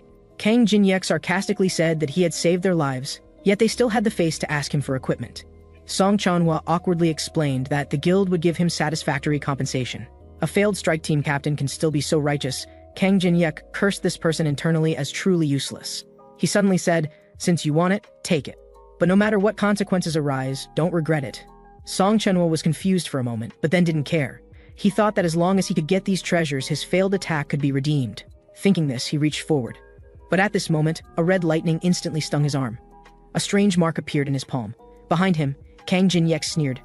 These treasures all carry curses. Only by completely eliminating Alice can the curse be lifted. But unfortunately, Alice has now been subdued by me. A cry of alarm gradually rose. Teresa seemed to have seen something unbelievable, but... Let's go. Kang Jin-yuk directly pulled her away. Meanwhile, late at night, a group of reporters were gathered around the entrance of the Tower of Trials. Because the Awakener Association announced that tonight, a ruin within the Tower of Trials would be conquered. That ruin should have taken at least 3 weeks to complete, so its conquest now was truly unexpected. Actually, Kim Tae-chun wasn't sure either. He had received the news from a mysterious person. He felt the other party was very strong and didn't seem to be lying, so he notified the reporters. Suddenly, a system voice rang out. The ruin, the corridor of the corrupt, has been conquered. Kim Tae-chun shuddered at the system notification. The guild strike team members also came out. In the flashlights, countless people congratulated while competing to ask about the challenge process. But suddenly a bald man burst out from the crowd. It was strike team captain Song Chanhua, who had taken the treasure and been cursed, losing his hair. Everyone looked at Song Chanhua, who had lost his hair and eyebrows for conquering the ruin, and shouted respect. At this time, Saintess Teresa appeared. Everyone. The one who conquered the ruin wasn't Song Chanhua, but him. He alone conquered the ruin. We were just spectators watching the performance. Seeing this, the Awakener Association realized that an unknown but extremely powerful player had emerged. The masked hero's conquest of the ruin caused a huge stir online. All players speculated about who this mysterious person could be. As for the instigator, Kang Jin-yuk, he was leisurely eating instant noodles at home. Only Teresa knew his identity, and she had already agreed to keep it secret, so he wasn't worried about his identity being exposed. Since that was the case, it was time to have a chat with the sealed Alice. At this moment, Alice in the ring was extremely angry from being deceived. It seemed some training would be needed for proper communication. Instantly, Kang Jin-hyuk violently spun the ring in his hand. "How's that? Are you clear-headed now?" Alice said dizzily. "Despicable guy, listen well, vampires never forget their enemies until death. Ah, it seems you haven't recognized your situation yet." Alice shouted, "No, I'm really going to vomit." Kang Jin-hyuk rolled up his sleeves and activated his self-created technique, Vampire Centrifuge. After 3 hours, Alice's pleading voice finally came from the ring. "Stop crying and come out." As magical power was injected, Alice's form appeared out of thin air before Kang Jin-hyuk. The next second, Alice, who had regained freedom, was about to give Kang Jin-hyuk what for. But Alice suddenly felt something was wrong. Her body had shrunk several times. Kang Jin-hyuk explained that he had only released part of Alice's physical form. The current her could only be called a mini version of Alice, with less than 1% of her original strength. But Kang Jin-hyuk knew that even so, ordinary vampires were no match for Alice. However, Alice felt her life was bleak and her worldview had collapsed. "Stop crying. What I said in the ruins wasn't empty talk." Alice retorted that this wasn't the kind of freedom she wanted. "I know, but I can help you find the freedom you truly want." "What do you mean by that?" Alice von Ataraxia. "As long as you're willing to help me, I'll help you eliminate those who betrayed you in the past and assist you in becoming the head of the Ataraxia family again." Just as Kang Jin-hyuk was subduing Alice, the video of Kang Jin-hyuk single-handedly defeating vampires was also uploaded online. While netizens marveled that a grand guild wasn't as good as a solo player, Kang Jin-hyuk also arrived at the front of a guild's office building.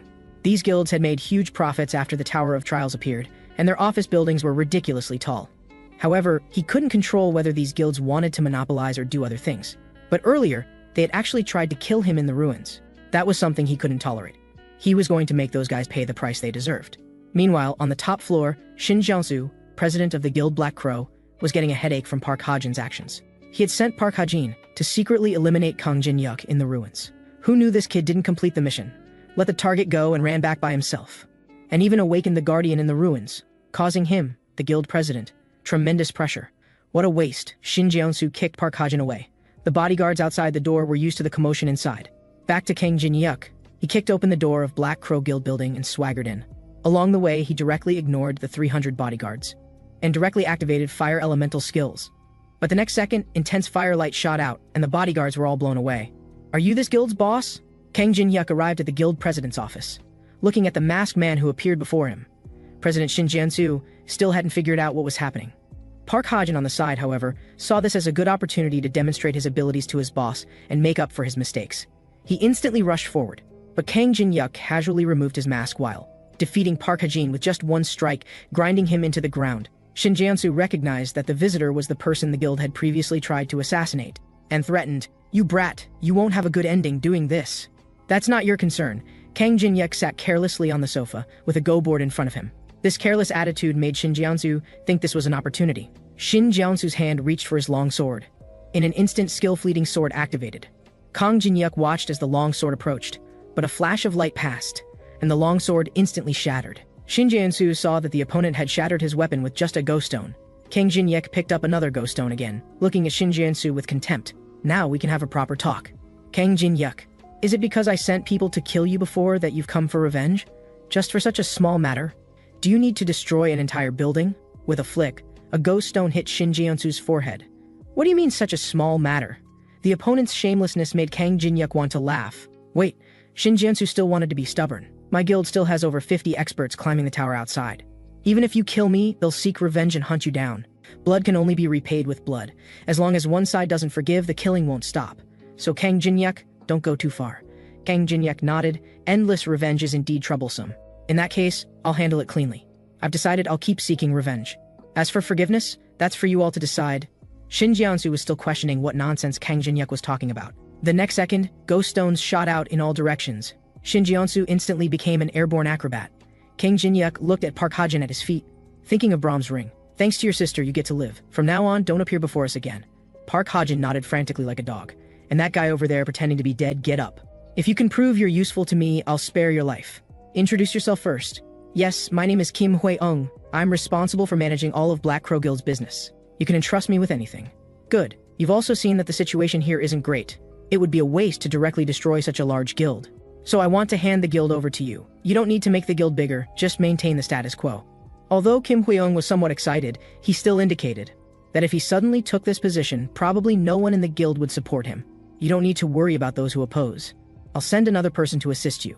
That day, all rank members of Black Crow Guild received notice to return to the guild. Just as everyone wondered what the old boss was up to, when they returned, they saw their president lying on a car downstairs, sunbathing. When they rushed to the office, they found Kim Hui-ung sitting in the president's chair. You brat, what the hell are you doing? Explain everything clearly, word for word. Kim Hui-ung tremblingly said the guild had been acquired. As Red Hair was puzzled, Alice appeared and said, Didn't I say not to assign me tasks that require personal appearances? You're saying this little thing did all this? Hearing the words little thing, Alice got a bit angry. And when angry, she needed to vent. Hearing the explosion, Kang Jin-hyuk didn't need to guess that it was Alice's doing. But he had more important things to do now. It had been 2 months since the Tower of Trials appeared in reality. The world's order had also undergone tremendous changes, and everyone's survival role in the changes had become more crucial. Now, with his mask on, Kang Jin-hyuk was an S rank in everyone's eyes. And with his mask off, he was just an unremarkable F rank. There were no longer any conditions that could restrict him in terms of identity.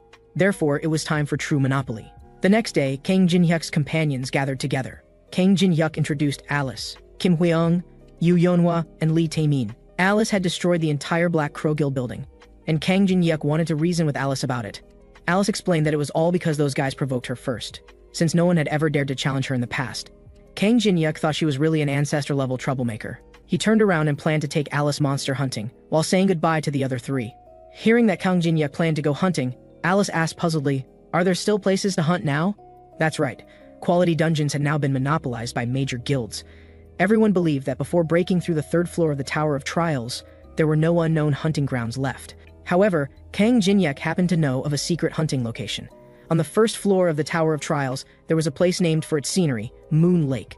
Although the scenery was beautiful, when human survival was at stake, no one was here enjoying leisure time.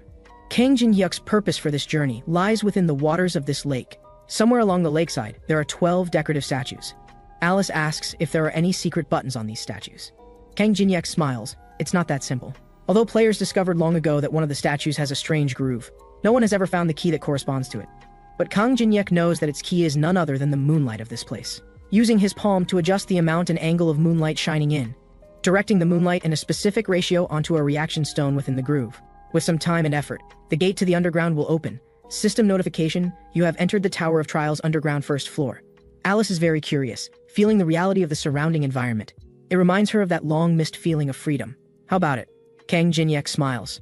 Making a deal with me was a good choice, wasn't it? Alice turns her head and simply says, not bad. As the two walk downward, Kang Jin-hyuk activates his skill, the Blessing of the Stars, using its divine power to purify the frozen tear while continuing to increase his mana. Maintaining Alice's summoned state requires considerable mana from Kang Jin-hyuk. However, Kang Jin-hyuk suddenly wonders how the creatures in the tower view players. Humans know the game has become reality, but does Alice, who has lived for thousands of years, know she's just part of the game data? Alice, I have something I want to ask you. Suddenly, Kang Jin-hyuk's face becomes pixelated. Kang Jin-hyuk immediately understands. Seeing the terrifying scene just now, Alice asks if Kang Jin-hyuk said something frightening. Kang Jin-hyuk thinks to himself that it seems the possibility of communicating related information with creatures in the tower has been cut off at its source. At this moment, Alice becomes alert. Something's coming. In the sizzling sounds, there are crawling insect noises. Kang Jin-hyuk activates his fire element skill. Flames surge forward. Instantly, a giant beetle is engulfed in fire. Seeing this, Kang Jin-hyuk sneers. He used to call the underground 1st floor the spawning ground, because monsters continuously crawl out from the abyss. Alice finds the swarm of bugs utterly disgusting. Kang Jin-hyuk sends Alice away, instantly activating the skill Blessing of the Stars. In that moment, under the dazzling holy light, all monsters' physical defense is reduced by 30%. Kang Jin-hyuk immediately tells Alice to assist him.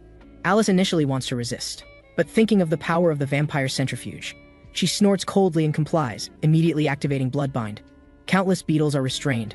Kang Jin-hyuk activates the stat gap skill. With 100 gap points, he can reduce a 33 level difference. In an instant, swordlight flashes. The congratulations for leveling up just won't stop.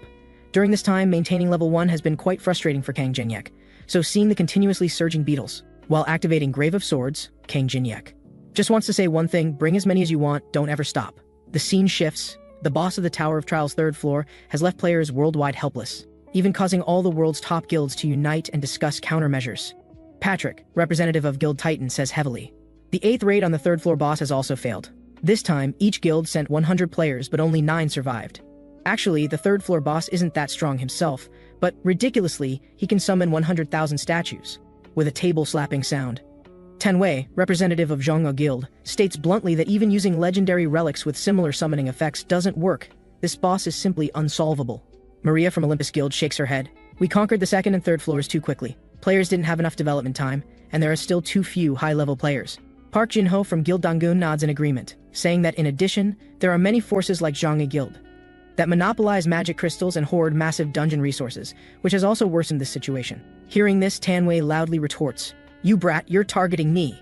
The two immediately start arguing. Patrick sees this and thinks, sure enough, the premise of discussion is internal fighting first. But he's not in the mood for this now, stopping the two while. Maria asks Patrick if he has any plans. Patrick says with a headache that recently some demonic ones have contacted him. They said if we agree to one condition, they have a way to help us attack the 3rd floor. Hearing about cooperating with those demonic one trash, dismissive shouts immediately fill the entire room. Teresa is also horrified at the thought of cooperating with demonic ones. But she also understands that after the game became reality, the influence of major guilds is extraordinary, and their reputation for justice has become increasingly important. In short, all organizations are desperately trying to avoid any involvement with forces like the demonic ones. At this moment, a candle flickers. From the ignited furnace fire comes a person's voice. Hearing you call us trash really breaks my heart. Having self-respect is good, but the fact that your strength is completely inadequate is also true. In rolling demonic energy, a demonic one suddenly appears before everyone, seeing a demonic one actually come to their door. Park Jinho flips the table and moves forward to eliminate the opponent. Tanwei swings his sword, expressing the same view as Park Jinho. The demonic one sneers. Quite the temper. You can attack after hearing my conditions, because we have a way to defeat the boss. Park Jinho tells the demonic one to stop talking nonsense. Demonic ones total less than 100 people. Where do you get the strength to fight an army of 100,000? People can be created where there are none. The demonic one's staff strikes the ground hard. Dark Gravekeeper has been activated. Patrick looks out the window. Countless skeleton soldiers are actually drilling out from the earth. He knows this is a necromancy skill that most demonic ones know. However, this scale isn't enough in his eyes. Unless... Patrick suddenly looks at the staff in the demonic one's hand. Looks like you recognize it.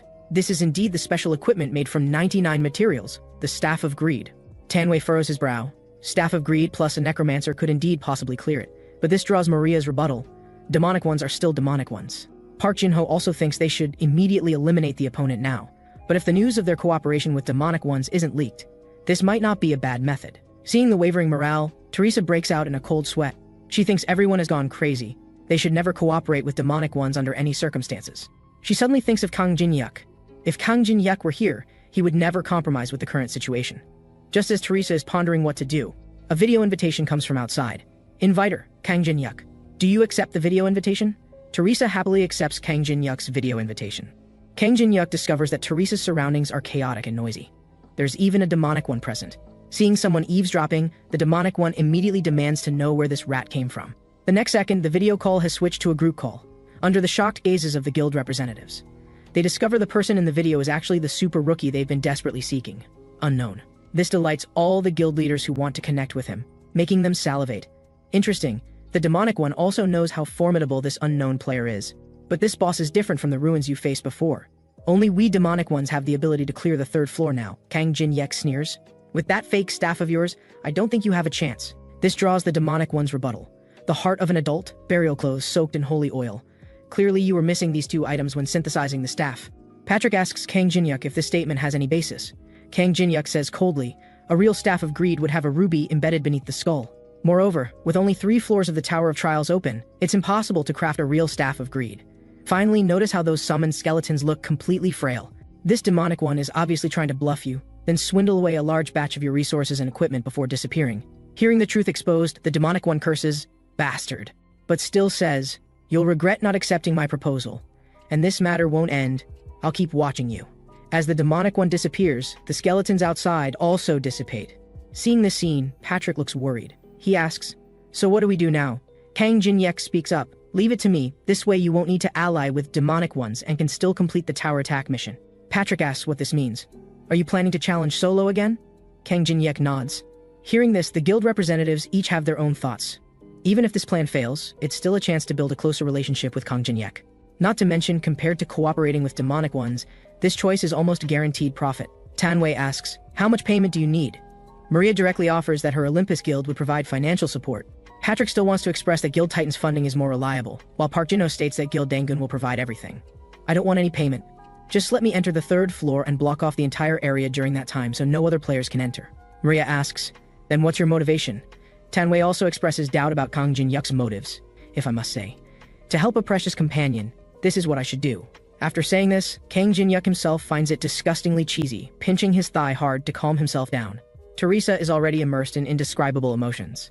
Park Jin-ho exclaims in admiration, shouting that this is truly admirable friendship.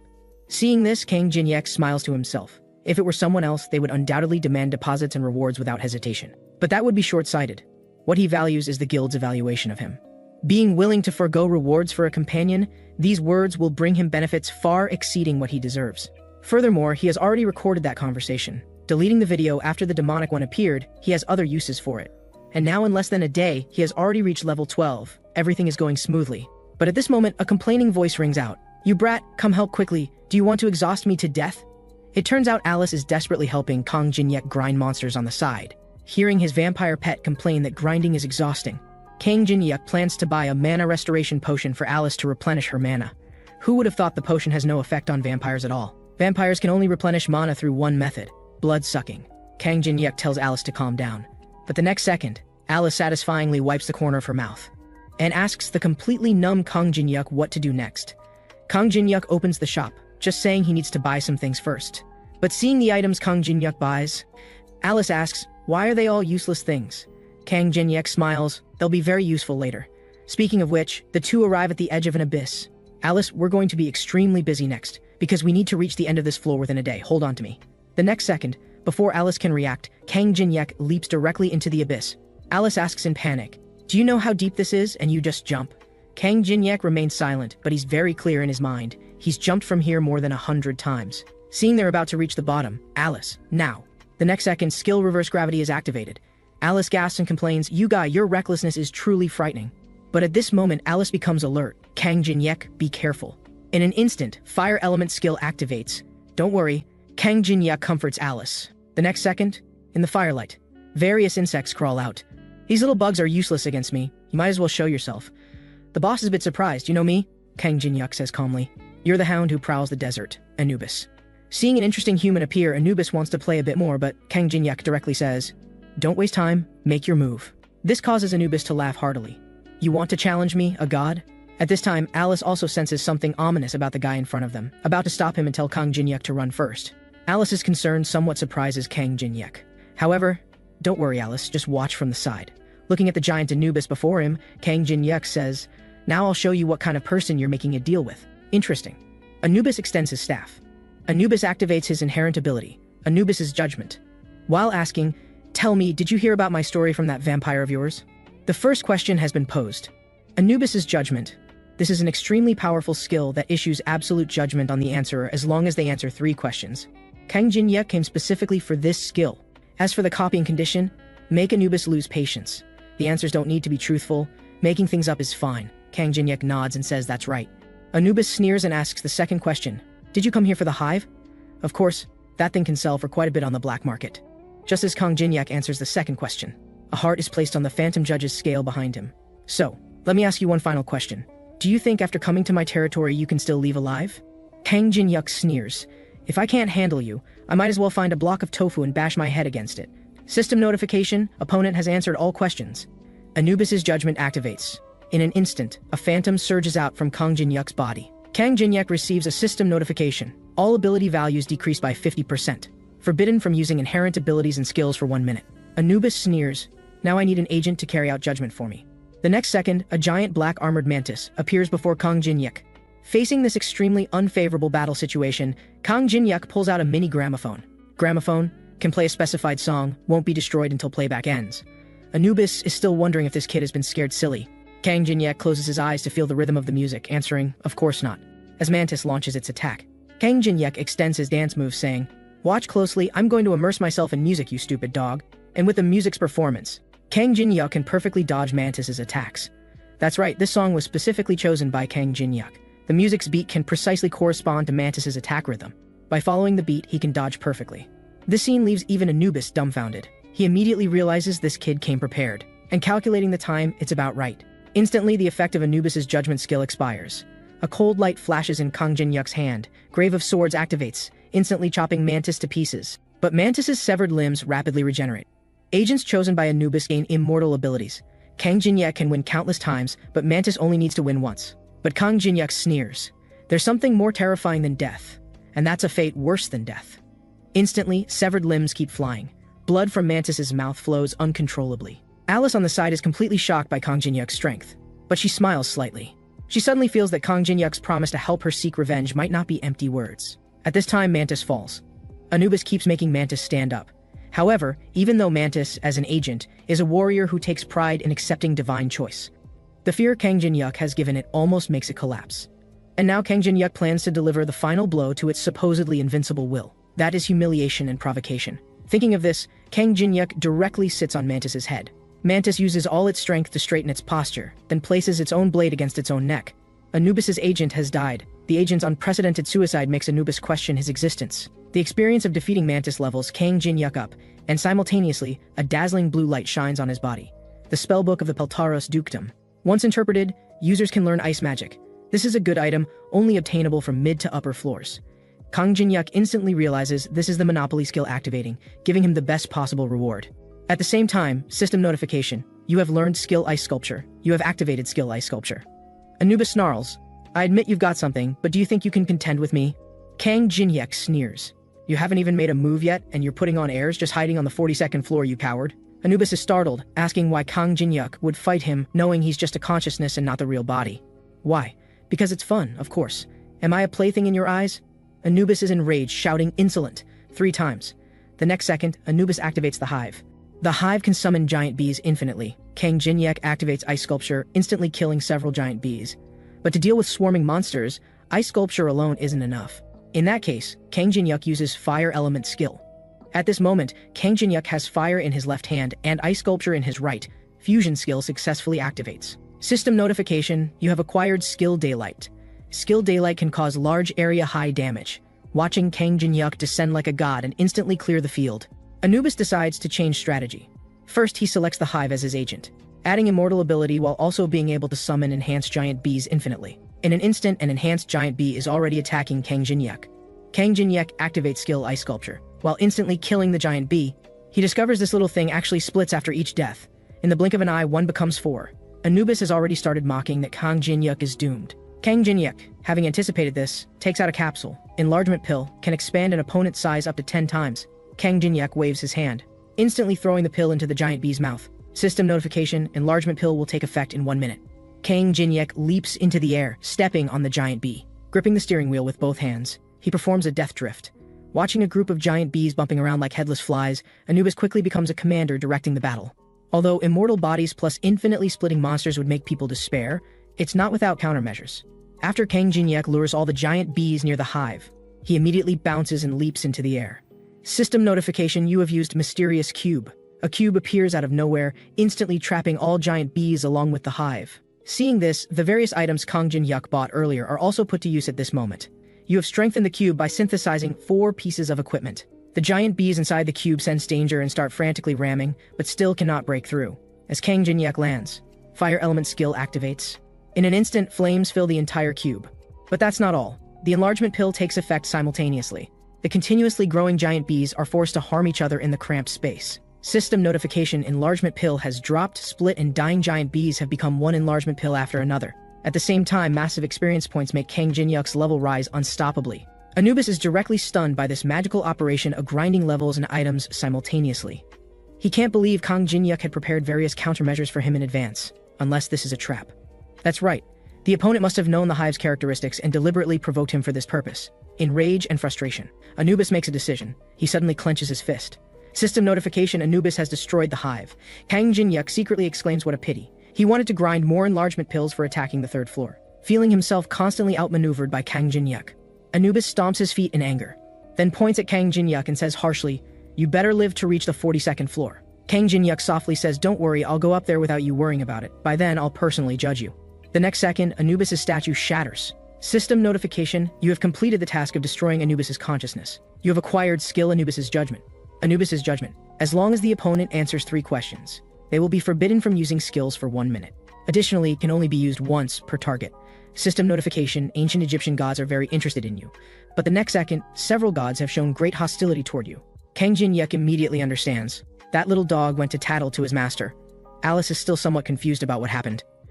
Anyway, I won, and that guy got angry and went offline. Kang Jin-hyuk's level has now reached 19. After allocating some attribute points. System notification: you have a video invitation.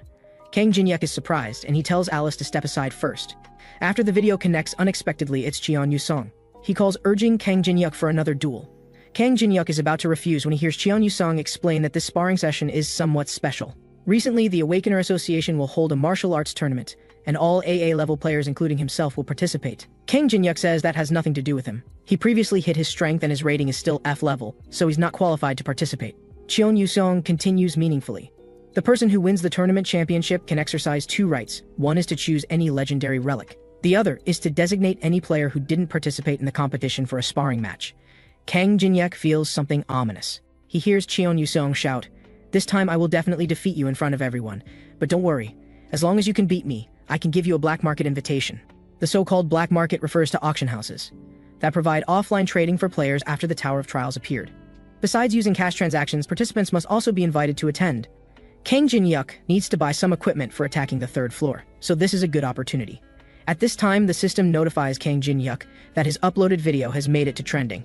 It's the video of his agreement with various guilds to solo attack the 3rd floor.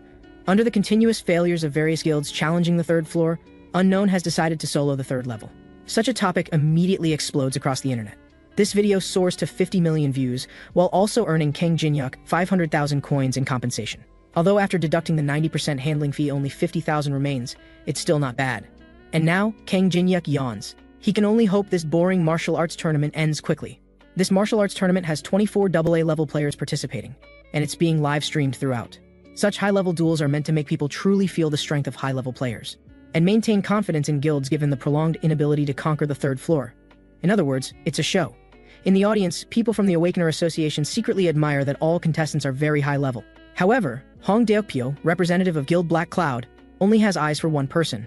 The one he's watching is Cheon Yu-sung. In his eyes, Cheon Yu-sung's offensive and defensive rhythm is perfectly natural, and more importantly, his swordsmanship is simply masterful.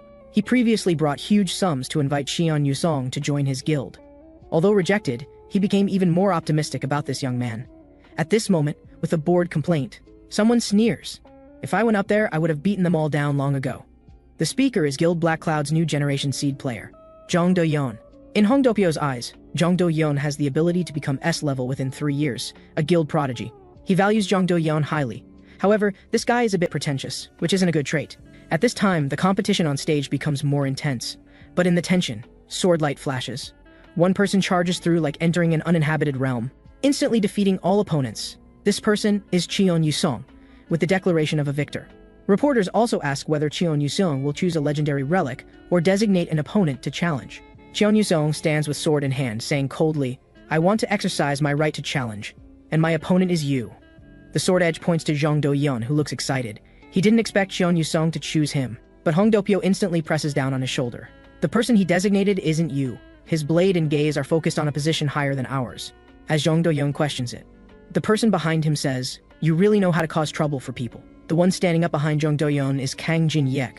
The guild people sitting nearby are shocked and quickly investigate the opponent's identity, only to discover the challenged person is merely an F level with the lowest strength.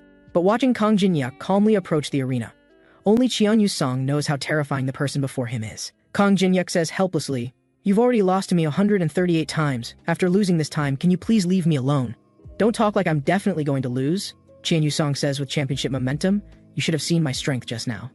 Kang Jin-hyuk nods. "Seems like you've been training very seriously recently." Cheon Yu-sung grits his teeth, more than seriously, to defeat Kang Jin-hyuk. He hasn't dared to stop for even a second. "Come on, use your full strength and have a proper match with me." The next second, in blue sword light, Cheon Yu-sung activates skill Soul Chasing Sword Dance. Type 2 Soul Chasing Flames. Seeing this, Kang Jin-hyuk activates Fire Element skill. In that case, you little follower should also learn to give up after a battle. Intense firelight has already melted the hall's roof. Huge icicles are scattered everywhere. In the smoke and dust, Cheon Yusong looks with indescribable confusion. Just how many skills do you have, you brat? The next second, he collapsed powerlessly to the ground. Kang Jin-hyuk calmly walked over to Cheon Yusong's side and took the black market invitation that had been agreed upon earlier. The other spectators were stunned to see F-rank Kang Jin-hyuk display such incredible combat power. Meanwhile, Kang Jin-hyuk approached some old acquaintances. Lee Yuri and the old man had both been defeated by Kang Jin-hyuk before, and they had promised to lend their strength when Kang Jin-hyuk needed it in the future. Now seeing that their abilities had grown considerably, Kang Jin-hyuk planned to ask Lee Yuri for her phone number for future contact. As Lee Yuri hesitated, she heard Kang Jin-hyuk say, "If it's inconvenient, forget it," and she was about to decline. "But if you don't give it, you'd better think carefully about the consequences." This frightened Lee Yuri into quickly giving him her number. At that moment, loud laughter echoed from the spectator seats. The person called out "Excellent" while stepping into the arena. "I thought you were just an ordinary F rank, but I didn't expect you to be ridiculously strong." Looking at the newcomer, Kang Jin-hyuk activated his Eye of Truth, obtaining the opponent's attribute panel. At the same time, he learned that the copying condition was to recognize the opponent's true intention for approaching him. Seeing that the system seemed to have already recognized the opponent's purpose, Kang Jin-hyuk was somewhat surprised. At this point, the man introduced himself as Jang Do-yeon, saying he came on stage because he thought Kang Jin-hyuk was strong, and since he also had some ability, he wanted to make friends. Hearing this, golden light flashed in Kang Jin-hyuk's eyes. The Eye of Truth determined this statement to be false. In Kang Jin-hyuk's view, beneath the opponent's calm and composed exterior lay deep inferiority and anger, while reporters eager for juicy news surrounded them. Moreover, the guild master of Black Cloud Guild also showed an expectant expression. So his true purpose was to subdue this super rookie who had risen to fame by defeating Cheon Yusong in front of the reporters, thus attracting widespread attention. This thought flashed through Kang Jin-hyuk's mind, and the system prompted, "You have seen through Jang Do-yeon's intentions. You have copied the opponent's skill Titan's Grip, which can multiply your grip strength." Seeing this, Kang Jin-hyuk almost laughed out loud. In the past, in the Tower of Trials, due to too few players, the skills he could copy were very limited. But after the game became reality, he not only got the chance to copy numerous skills, but people also delivered themselves to his door. "Interesting, so you're representing Black Cloud Guild to shake hands with me?" Jang Do-yeon nodded with a smile. "If possible, I'd like to invite you to join our guild. If I join the guild, how much salary can I get? However much you want, we'll give you that much." Then one last question. "Do you think your grip strength is superior to mine?" Jang Do-yeon's lips curved upward. Instantly, the skill Titan's Grip activated. While he responded, "Isn't that obvious?" But the next second, Jang Do-yeon's expression froze. His ability had somehow failed to activate just now, and at this moment Anubis's judgment had already activated. The next second, Kang Jin-hyuk asked, "Weren't you confident in your grip strength?" The opponent cried out in pain, unable to help but kneel from the agony. Kang Jin-hyuk continued to provoke, "Why are you reacting so dramatically now?" The intense pain made Jang Do-yeon unable to resist swinging his fist at Kang Jin-hyuk.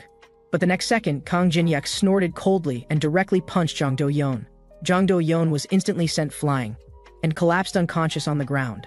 At that moment, a red lightning bolt suddenly flashed across Kang Jin-hyuk's shoulder. Amid the thunderous roar, Kang Jin-hyuk instantly dodged to a distance. At the same time, his Eye of Truth activated. Then he saw the person who had attacked him, Hong Dokpyo, the guild master of Black Cloud Guild. The condition for copying the opponent's skill was to destroy his self-esteem. It seemed the opponent was preparing to avenge his guild member Jang Do-yeon. But Kang Jin-hyuk told Hong Dokpyo to calm down, because Kang Jin-hyuk had no intention of letting his battle record advance to defeating guild bosses. Hearing Kang Jin-hyuk speak as if he had him figured out, Hong Dokpyo gritted his teeth and said, "You don't know your place." While activating his skill Blood Demon Spirit, he charged toward Kang Jin-hyuk. Seeing this, Kang Jin-hyuk raised his left arm high. Instantly, the skill Daylight activated, disrupting the audience's vision to ensure his true strength wouldn't be exposed too much. At the same time, Kang Jin-hyuk swung his longsword and activated the skill gap, instantly blocking Hong Dokpyo. Seeing this, a bead of cold sweat formed on Hong Dokpyo's forehead. His Blood Demon Spirit couldn't even stop the second-floor boss of the Tower of Trials, the giant god warrior. Yet Hong Dokpyo roared that this young man was blocking it so easily. It was ridiculous. But just as the two were about to continue fighting, a green aura filled the space between them. System notification, level 4 skill mediation has been activated. Stop it. This martial arts tournament is highly watched, and you should show people a reliable image. Shouldn't you, Awakeners? The newcomer was none other than Han Sang-jin, the guild master of the Awakener Guild. Kang Jin-hyuk knew this person was the leader of domestic Awakeners, wondering why he had come at this time. Hong Dokpyo had already complained to Han Sang-jin about Kang Jin-hyuk injuring their guild members. But to Hong Dokpyo's shocked gaze, Han Sang-jin simply said, "Since it's a competition, getting hurt is normal." Han Sang-jin then approached Kang Jin-hyuk. He couldn't help but recall the message he had received 20 minutes ago. The tournament organizer had reported to him that a mysterious player with high combat power but only F-rank rating had appeared at the venue. Sensing there was more to the story, he immediately investigated the evaluator who had assessed Kang Jin-hyuk. Unexpectedly, it was Kang Jin-hyuk who had pressured the evaluator into changing the assessment results. Thinking this, Han Sang-jin felt no anger at all. Instead, he politely said, "Mr. Kang Jin-hyuk, congratulations on becoming the 16th player in the country to receive an S-rank determination. Due to our association's error in giving you an incorrect grade assessment, I offer you my most sincere apologies." Hearing that Kang Jin-hyuk was actually the newly emerged 16th S-rank, all the reporters went crazy.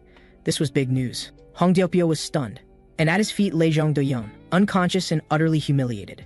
He had originally planned to let Zhang Doyeon steal the spotlight, but now the spotlight had been stolen by someone else.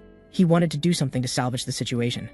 Grabbing a reporter, he announced that his Black Cloud Guild was prepared with a special strategy for publicly attacking the third-floor boss. But the reporter, with his clothes grabbed by Hong Deokpyo, shook him off and didn't even want his shirt back, hurrying toward Kang Jin-hyuk instead. Looking at the shirt in his hands, Hong Deokpyo fell into deep thought. While Kang Jin-hyuk basked in the spotlight under countless camera flashes, Hong Deokpyo's expression darkened. He then threw down the shirt and left on his own. At the same time, the copying condition was met. "You have copied the skill Blood Demon Spirit." Scene change, Kang Jin-hyuk was now arranged on a plane in first class. Not only did the flight attendants greet him with smiles, they also prepared an exquisite dinner for him. All this was simply because he was Korea's newly emerged S-rank player. As the nation's 16th S-rank player to emerge from nowhere, Kang Jin-hyuk not only caused heated discussion online, but even the Awakener Association's guildmaster, upon learning that Kang Jin-hyuk was going to Las Vegas, immediately arranged a plane for him. However, just as Kang Jin-hyuk was leisurely enjoying his meal, Alice's serious voice came from the ring. Alice told Kang Jin-hyuk to pay attention to a white-clothed man traveling with them on the plane, stating directly that there was something about him that made her feel sick. For something to make her, a vampire, feel disgusted, this person was definitely not simple. Hearing this, Kang Jin-hyuk activated his Eye of Truth, but his pupils couldn't help but contract. He learned the opponent's name was Alex, and the condition for copying the opponent's skill was actually to join the Demonic Ones Association. In other words, beneath this guy's calm exterior, he was a completely mad demonic one. At this point, Alex casually approached Kang Jin-hyuk, asking with apparent surprise if he was the new S-rank that had emerged domestically. Being targeted by a demonic one was definitely not coincidental. While Kang Jin-hyuk speculated about the opponent's intentions, he kindly and directly admitted his identity. Hearing this, Alex immediately handed over his business card and invited Kang Jin-hyuk to have a drink nearby. Kang Jin-hyuk was prepared to play along with the opponent and didn't refuse. So, over drinks and conversation, after the two had exchanged a lot of meaningless pleasantries, Alex swirled his wine glass and tentatively said that his visit to K country, besides ordinary business matters, was also to expand his Awakener-related ventures. However, he sighed, saying he had encountered some minor setbacks while expanding his business. Alex then asked if Kang Jin-hyuk knew about the recently popular masked player Unknown. Kang Jin-hyuk nodded. "I heard he's planning to challenge the third floor solo." Alex stated directly that their company had originally wanted to participate in this third floor attack, but Unknown had disrupted their plans. Although the opponent claimed to protect companions, he was actually just preventing others from ruining his own plans. Kang Jin-hyuk inquired, "From what you're saying, it sounds like you know Unknown?"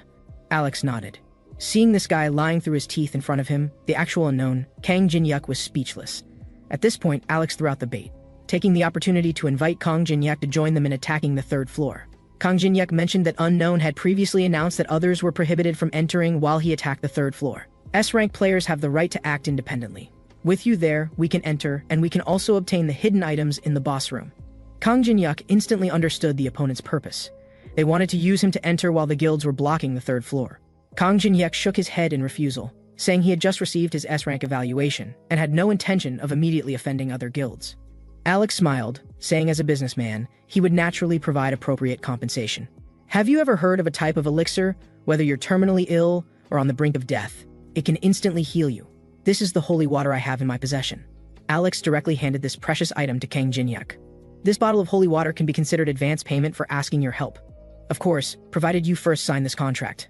At the same time, the system prompted, "Alex has activated the skill contract of the dead." Kang Jin-hyuk knew that while this contract looked ordinary, once the signatory signed but failed to fulfill their promise, it would become a death contract demanding the signatory's life.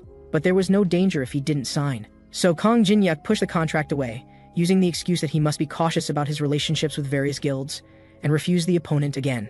Alex sighed regretfully. "In that case, please return the holy water to us." But Kang Jin-hyuk waved his hand dismissively. Alex was stunned, asking what Kang Jin-hyuk meant. "Although I'm cautious by nature, I'm equally greedy. Whatever I set my sights on, I must obtain no matter what." Alex's expression changed, growling, "What nonsense are you spouting?" The next second, violent tremors shook the cabin. Alex was shocked that Kang Jin-hyuk had suddenly released so much magical power. What was he going crazy about? At this moment, the tremors suddenly stopped, and the flight attendant's announcement came over the speakers. "The aircraft is passing through a sudden warm air mass.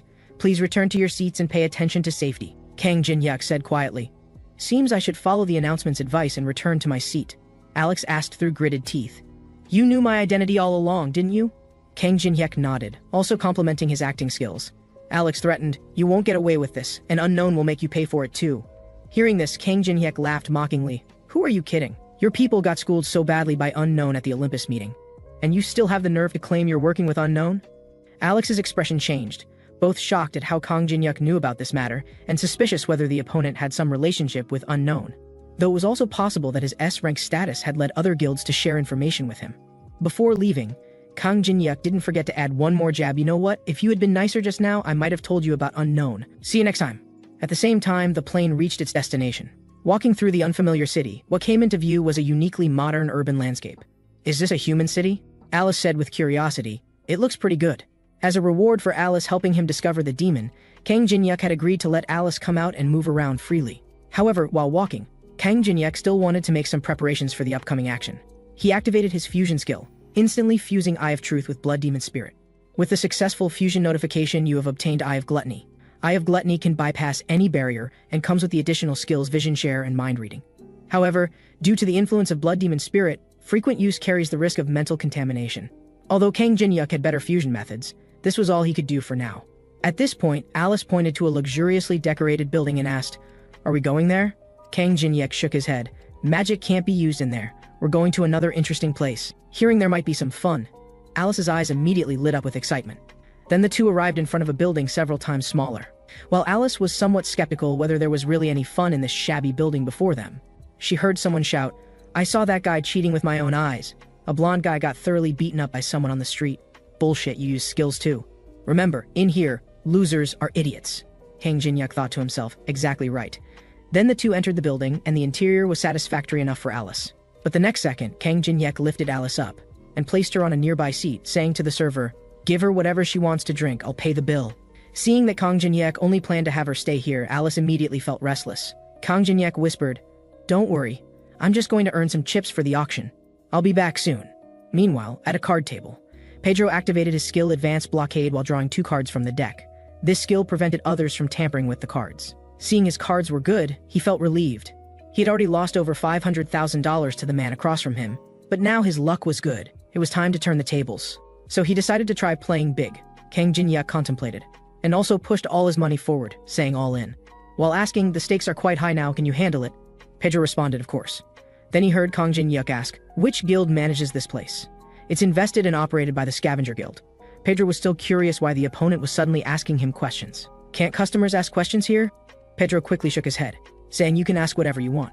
However, he felt tense inside, guessing whether the opponent was going to use mind reading to observe his expressions. But it didn't matter. Time to reveal the cards. Now the cards were selected by his skill. Others couldn't tamper with them, but he could. Skill Sleight of Hand activated. Cards revealed, but the cards hadn't changed. His skill had somehow failed. Kang Jin-hyuk looked at this opponent who planned to use underhanded tactics, and simply revealed his cards, saying, "Looks like I won."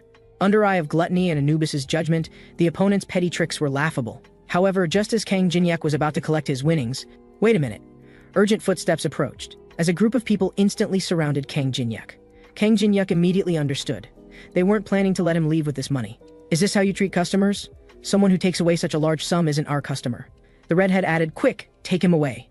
Hearing this, Kang Jin-hyuk laughed coldly. The next second, amid a whistling sound, I suddenly remembered something I heard when I first arrived here. What was it? Oh right. In here, losers are idiots. If you're going to be ruthless, don't blame me for being merciless. While dodging a bullet, Kang Jin-hyuk instantly pinned the shooter to the ground. Other customers cheered as well. Alice was immersed in the wine in her hand, asking about its name. The server replied this wine was called Kiss of Fire, symbolizing the passionate love of lovers in love. Alice murmured, "Passionate love. How boring." At this time, the black shop's manager was going crazy, asking why the guild people hadn't arrived yet, only to be told it would be at least another half hour. His heart immediately filled with dread. The opponent's strength far exceeded expectations. At this moment, his subordinate told him something big had happened. The redhead cursed. What could be bigger than what's happening right now? The next second, his expression changed. Something really big had happened. What he held was the news of Kang Jin-yek being rated S rank. There were only about 20 S-rank existences in Las Vegas, and he had encountered one here. He immediately realized that if the opponent intended to cause serious damage here, his shop would be reduced to rubble in an instant. So amid a loud shout of "Stop!" the redhead tore open his collar, then fell to his knees with a thud, saying, "Dear customer, we were blind and have offended you. Please forgive us." Kang Jin-yuk immediately understood. The opponent had apparently learned about his S-rank status. However, this bullying the weak and fearing the strong attitude was truly disgusting. However, I might be able to give you a chance for me to forgive you, along with my winnings, plus a satisfactory compensation payment, and we'll call it even. How about that? Soon after, Kang Jin-yuk's phone received a transfer notification, and at this time, his pre-arranged car had also arrived. This was a special car to the auction. Sitting inside, he couldn't see the scenery outside. Kang Jin-yuk was surprised that the auction's location was so secretive, which also aroused his curiosity. When he got out of the car again, Kang Jin-yuk found himself in front of an exquisitely decorated building. Alice was already urging Kang Jin-yuk to quickly let her out. With light footsteps, Alice looked at the impressive decor around them and immediately smiled. "This place looks worthy of my noble blood relative status." Kang Jin-yuk instructed Alice to keep a low profile. The auction is full of people with various ulterior motives. Walking among them, some people who had obtained inside information were already starting to discuss what genuine items might appear at this auction. Due to the appearance of the Tower of Trials, many previously unseen treasures had emerged endlessly. But at this moment, Alice caught a strange scent. It was the disgusting smell of demons that made her sick. Suddenly, a greeting voice came from beside them. "Nice to meet you. I'm Julius Kedrick, the teacher of this idiot next to me." Looking at Alex's beaten face, Kang Jin-yuk sneered, activating Eye of Gluttony, instantly obtaining Julius's panel information. The opponent's inherent ability was a powerful skill that complemented his necromancer profession, which somewhat surprised Kang Jin-yuk. The condition for copying the opponent's skill was to follow the opponent in learning black magic courses and achieve an A+ grade. Kang Jin-yuk thought speechlessly whether the system didn't want him to copy the opponent's skill, giving such a ridiculous condition. Then he heard Julius say that he had come to inquire about the information Kang Jin-yuk possessed regarding Unknown. But Kang Jin-yuk simply said maybe next time and was about to leave. However, Julius extended his staff to block Kang Jin-yuk. "Unfortunately, there won't be a next time. I'm in a hurry. Since that's the case, then it's none of my business." Then he left directly with Alice. Julius told Alex not to be impulsive. He had other ways to teach Kang Jin-yuk a lesson. On the other side, Alice asked whether she should directly eliminate those demonic ones. Kang Jin-yuk sighed. "Now is not the time to cause trouble. We have business to attend to. Ladies and gentlemen, the auction is about to begin." Kang Jin-yuk brought Alice into the auction hall. The first auction item is a meteorite with a starting price of 100,000. Although it was cheap, Kang Jin-yuk understood it was because there were no blacksmiths who could work with meteoric iron yet. He immediately bid 300,000, then sat waiting to take it home. But amid a bid of 1 million, the demonic ones who had been at odds with Kang Jin-yuk earlier actually outbid him. While Kang Jin-yuk wondered what these two were up to, unexpectedly, every time he bid afterward, the opponent would double the price. After several auction items, Kang Jin-yuk understood. The opponent was targeting him, not wanting him to obtain what he wanted. Thinking this, Kang Jin-yuk decided to play with the opponent. Next, Kang Jin-yuk bid frantically, regardless of whether it was useful to him, even bidding without listening to the complete introduction. And Julius would follow every bid to compete. During this period, Kang Jin-yuk would deliberately drive the price up to millions. Julius would also double the price and buy it himself. Seeing they had already spent tens of millions, Alex asked his teacher if they were being too wasteful with money. Hearing this, Julius directly beat up Alex. "Idiot, what if he gets what he wants? Although it's a bit wasteful now, as long as we can get what that guy wants, we can use it to exchange for the intelligence we want." At this time, something appeared at the auction specifically for chess enthusiasts, the earliest international chessboard. Others weren't particularly interested in this, but amid Alice's confusion, Kang Jin-yuk made his move, bidding 50,000. Julius followed with 100,000, then 150,000, 500,000, 1 million. Julius directly bid 8 million. Kang Jin-yuk remained silent for a moment and called out his limit of 10 million. But with a cold laugh, Julius directly bid 30 million. At the same time, he understood this was what Kang Jin-yuk wanted, and Kang Jin-yuk's limit was only 10 million. Kang Jin-yuk's expression changed. Earlier, he had already wasted 70 million of the opponent's money, but unexpectedly, the opponent still had so much money left. Just as the opponent was about to succeed in their bid, 100 million, Alice stood up and directly stated a despairing price. Hearing the opponent wanted to spend 100 million on a broken chessboard, Julius was also dumbfounded. Only Alice had a watch my operation look, reassuring Kang Jin-yuk. Julius knew he couldn't fail at this crucial moment. He prepared to bid 110 million. But 200 million. Alice looked disdainfully at this guy who dared challenge her, showing a deadly gaze. This completely broke Julius's defense. immediately questioning whether the opponent even had 200 million in assets. The auctioneer also asked Alice if she could prove her assets. Hearing this, Alice extended her hand, revealing a dimensional space behind her. The next second, is this enough? Under Alice's queen-like bearing, countless treasures poured forth. A staff member picked up a crown and said tremblingly, "This one alone is worth $500 million. While Alice acted as if they had never seen the world before. Kang Jin-hyuk could only marvel. This is absolutely top-notch. As for Julius, his face had turned black. He said to Alex, "We lost this round. Prepare to implement Plan B." Seeing Alice help him buy the chessboard, Kang Jin-hyuk didn't know how to thank her. Alice said nonchalantly that she was just clearing out her overflowing inventory anyway. Besides, I can't let others make my contractor lose face. Unexpectedly, Alice would say such cute words, warming Kang Jin-hyuk's heart. But the next second, intense flames suddenly erupted from behind them. People were horrified as the surroundings seemed about to collapse, and fled toward the exits. But with a flash of blade light, where do you think you're going? Alex went mad and instantly eliminated several people. At the same time, Alex had activated his skill magical furnace. Instantly, everyone's body swayed, feeling intense headaches. In the chaos, there were even children crying for help. Seeing this scene, Kang Jin-hyuk's expression turned cold, saying in a low voice, "You disgusting creature have crossed my bottom line." Alex nonchalantly used the corpses of the dead to summon blood demon after blood demon. While looking at the trembling Kang Jin-hyuk and saying, "Worthy of an S rank, this kind of magic didn't bring you down. But don't worry, I'll return every bit of humiliation I suffered on the plane to you completely. Death won't be your end. Go, finish him off." As his words fell, several blood demons instantly charged toward Kang Jin-hyuk. Amid the violent impact waves, seeing Kang Jin-hyuk dodge, Alex was still wondering where that little rich girl had gone. Kang Jin-hyuk whispered, "You're too ugly, she doesn't want to see you," while thinking to himself that under the influence of magical furnace, he didn't have enough magical power to support Alice's manifestation. Moreover, the damage from magical furnace was gradually intensifying. He couldn't delay too long.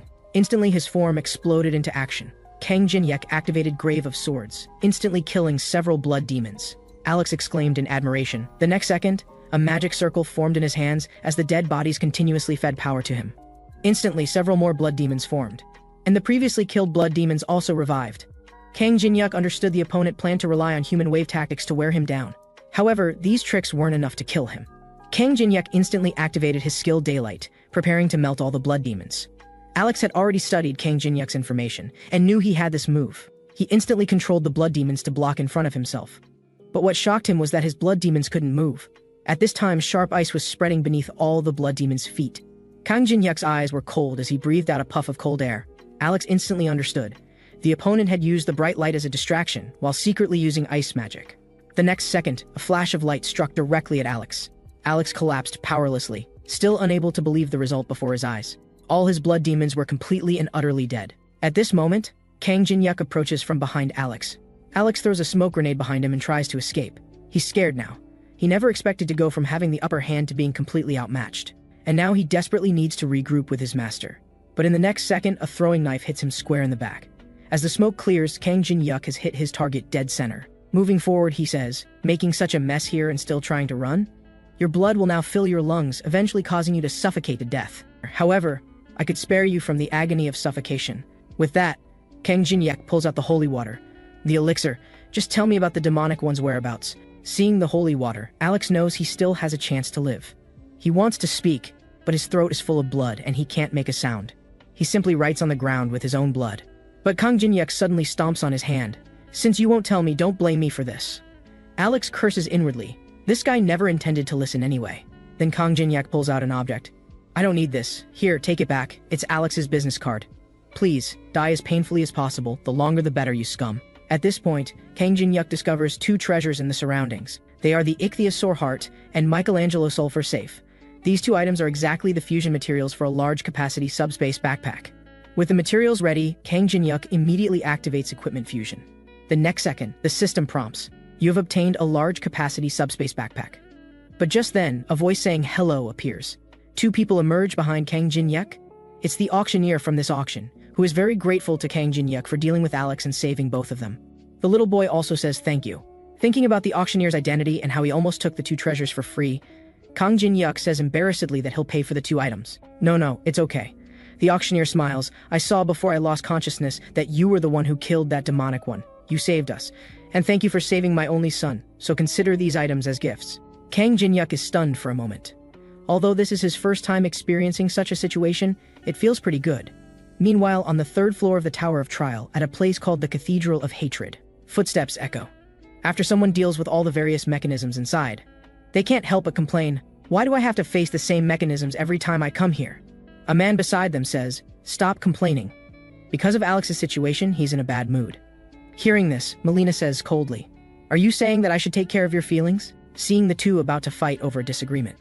But then someone speaks up, "Stop it." A person in a black robe appears. "You've been partners for over 10 years. Why do you always bicker without giving way to each other?" The masked man sighs and says, "I've gathered you here because there's a guy called Kang Jin-yek who has appeared. You need to be extra careful." Melina says indifferently that Kang Jin-yuk seems to have played this game a bit, but he's probably just an average skilled player. The masked man says coldly, "Don't be careless. The floor that person has reached might be higher than any of us." Melina mutters impossible. After all, anyone who's made it to the 20th floor would be treasured by those guilds. "I also think you're overestimating him.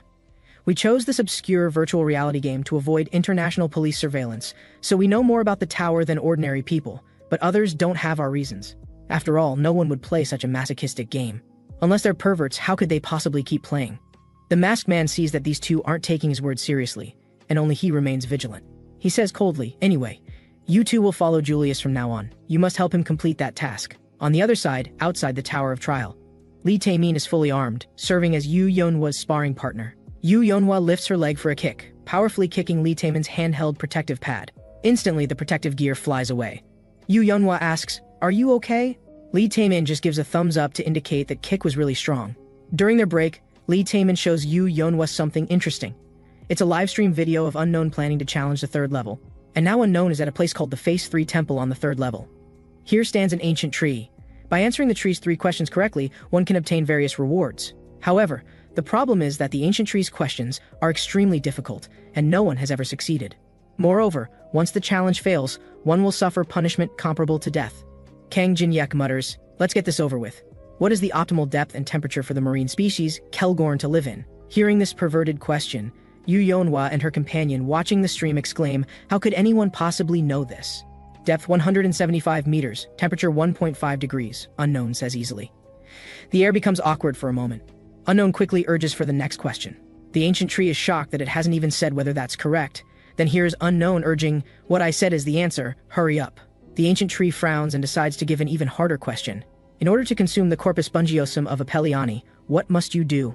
"Simmer it on low heat with sunlight, desert salt, and high priest's holy water for 5 hours, and this question is answered correctly again. The final question, giant eagles of the sky plateau only mate once a year. When does this happen?" Unknown directly presses the buzzer. It's when it snows for the first time in the tower. The ancient tree is stunned, but the next second, it can't help but laugh loudly. "Congratulations, you got it right. You're the first person to answer all my questions correctly." And those watching the stream are also impressed by Unknown's knowledge. Although they didn't understand, they felt it was amazing. Now, according to the agreement, the ancient tree can let Unknown choose any color maple leaf from it. Red maple leaves grant fire attributes, yellow maple leaves enhance defense, and green ones increase movement speed. Yu Yeonhwa thinks that Unknown, who's about to challenge the boss's human wave tactics, might choose the speed maple leaf. "Hand over your treasured black maple leaf." Unknown says something no one expected. This also makes the ancient tree's expression very unpleasant. The ancient tree's face changes and quickly says, "If you choose the red maple leaf, I'll give you the green maple leaf as well. How about that?" Kang Jin-yuk coldly snorts, "Stop the nonsense. Do you want to tarnish the reputation of tree spirits? Besides, if I report this to the administrator, you know what will happen." The next second, there's a sound of "damn it." The ancient tree's leaves wither and fall, and the tree spirit, bound by oath, grants the reward. You have obtained the black maple leaf. The black maple leaf can add an undefeatable attribute to attacks, deepening enemy damage by 1% every 3 minutes. With this, all preparations for attacking the third floor boss are complete. And before leaving, let me deal with you guys as well. Meanwhile, outside the Phase 3 temple, a group of guild members are guarding the passage to the boss room. They're responsible for preventing others from entering and disturbing Unknown during this period, although they don't think anyone would come. But the next second, the sound of weapons dropping. 2 people are shocked. How did their other companions suddenly disappear? The next second, black demonic energy rises into the air, instantly binding the 2 people. At the same time, a large number of demonic ones appear, led by Julius, who says, "We can't delay any longer. That guy has already started." At this moment, Kang Jin-yuk has already killed a stone statue guarding the ancient tree. Kang Jin-yuk live streams his boss challenge but maintains an aloof attitude. The audience discusses whether he can succeed, but he tells them not to be impatient. The chat questions what's wrong with this streamer, and Unknown directly says, "If you don't like this streaming style, then leave the stream." This is actually a program effect. To please audiences, some streamers immediately act cute and flirtatious. But if a streamer takes the aloof route from the beginning, it will also attract a fanbase that likes this style. And now the chat, after purification, only consists of people who enjoy this streaming style. At this moment, intense battle fluctuations suddenly come from the distance. Kang Jinyuk's expression changes. The boss room is huge, and he came to the Phase 3 temple first. Could someone else have snuck in during this time? He immediately covers the camera. Ignoring the audience's protests, he directly announces, "Today's stream ends here." Then he quickly goes offline. Meanwhile, not far away on a battlefield, the demonic ones are channeling magic, driving various summoned creatures to attack the army summoned by the boss. In an instant, armored soldiers plus skeleton soldiers clash with countless terracotta warriors. And on a distant hill, King Jinyuk didn't expect these demonic one summons to be slightly more powerful than the boss's army. At this moment, the demonic ones are gradually gaining the upper hand. But the next second, one person is suddenly attacked. Then the demonic ones discover that large ice shards are appearing out of nowhere. In an instant, while the demonic ones desperately defend, they also spot Unknown in the distance. A demonic one shouts, "You're looking for death," and instantly commands his subordinates to attack. But with the sound of arrows cutting through air, Kang Jinyuk moves between the terracotta warriors, easily dodging the attacks. And seizing the opportunity, Kang Jinyuk activates the skill, the Blessing of the Stars. Under pure divine power, not only are the demonic one's summons attributes reduced, but the demonic one's control is also weakened. For a moment, cold light flashes. The armored soldiers instantly turn against the demonic ones. In panic, the demonic ones quickly report to Julius, "The third stronghold has fallen." Julius curses under his breath, "I can see that." This time he established 4 strongholds as battle lines against the boss, with the third stronghold breached. If the first stronghold also falls, his command line will completely collapse. At this time, Kang Jinyuk is still fighting in the firelight. He attracts a battle statue summoned by the boss toward the demonic one's camp. Seeing the powerful enemy approaching, several people try to dodge. The next second, Kang Jinyuk has already reached their side. "Where do you think you're going?" Then with a sound cutting through air, the battle statue soars into the sky. Then, like Mount Tai pressing down, it crashes to the ground with a thunderous impact. Other demonic ones keep reporting the battle situation to Julius, and Julius curses under his breath again, "I can see that." The next second he roars, "You bastard, repeatedly ruining my plans. You're the one looking for death." Then enrolling demonic power, the skill Guardians of the Pyramid is activated. Another demonic one is shocked. This is a skill meant to be saved for attacking the boss. But Julius directly tells him to shut up. He wants to kill Unknown here. The next second, with a voice saying, "Awaken," golden mummies rise from the treetops. But after releasing the skill, Julius nearly collapses from magical exhaustion. When his subordinate asks about his condition, Julius asks him to help support him. But when the subordinate approaches, Julius directly grabs his shoulder, before the person can react to what's happening.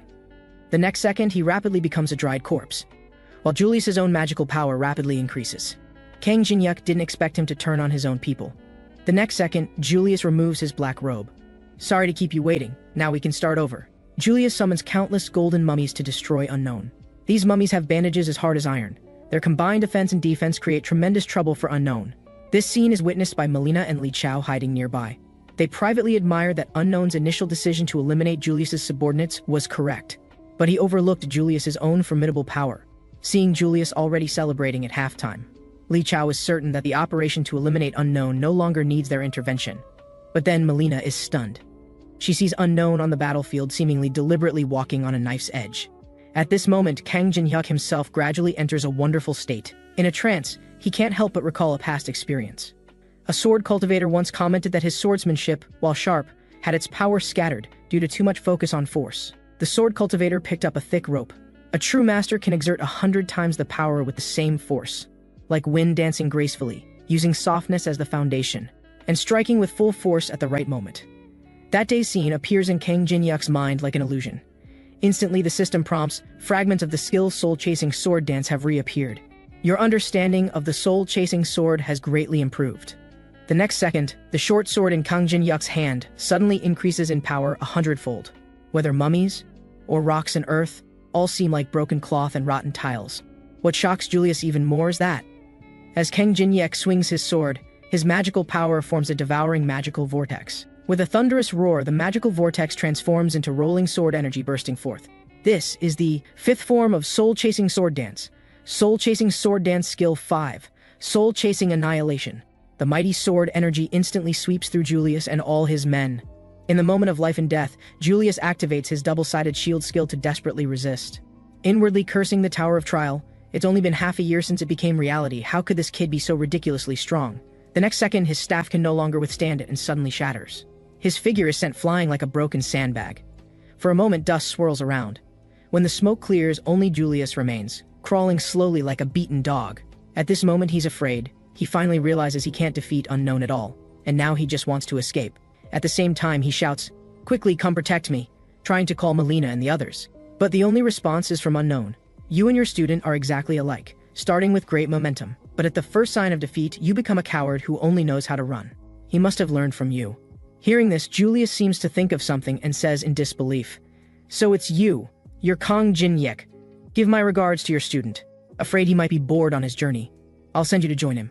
After dealing with Julius, the skeleton soldiers and death knights summoned by the demonic ones on the battlefield begin to dissipate. What awaits the remaining demonic ones is the enthusiastic reception of the terracotta warriors.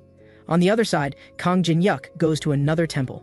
Using the fifth form of soul-chasing sword dance this time also placed a tremendous burden on his magical power. However, while replenishing his magic, he also wants to take advantage of his greatly increased strength to retrieve another treasure from here. On the road, he sees a shield that was blown here. Kang Jin-yuk directly straps it to his back.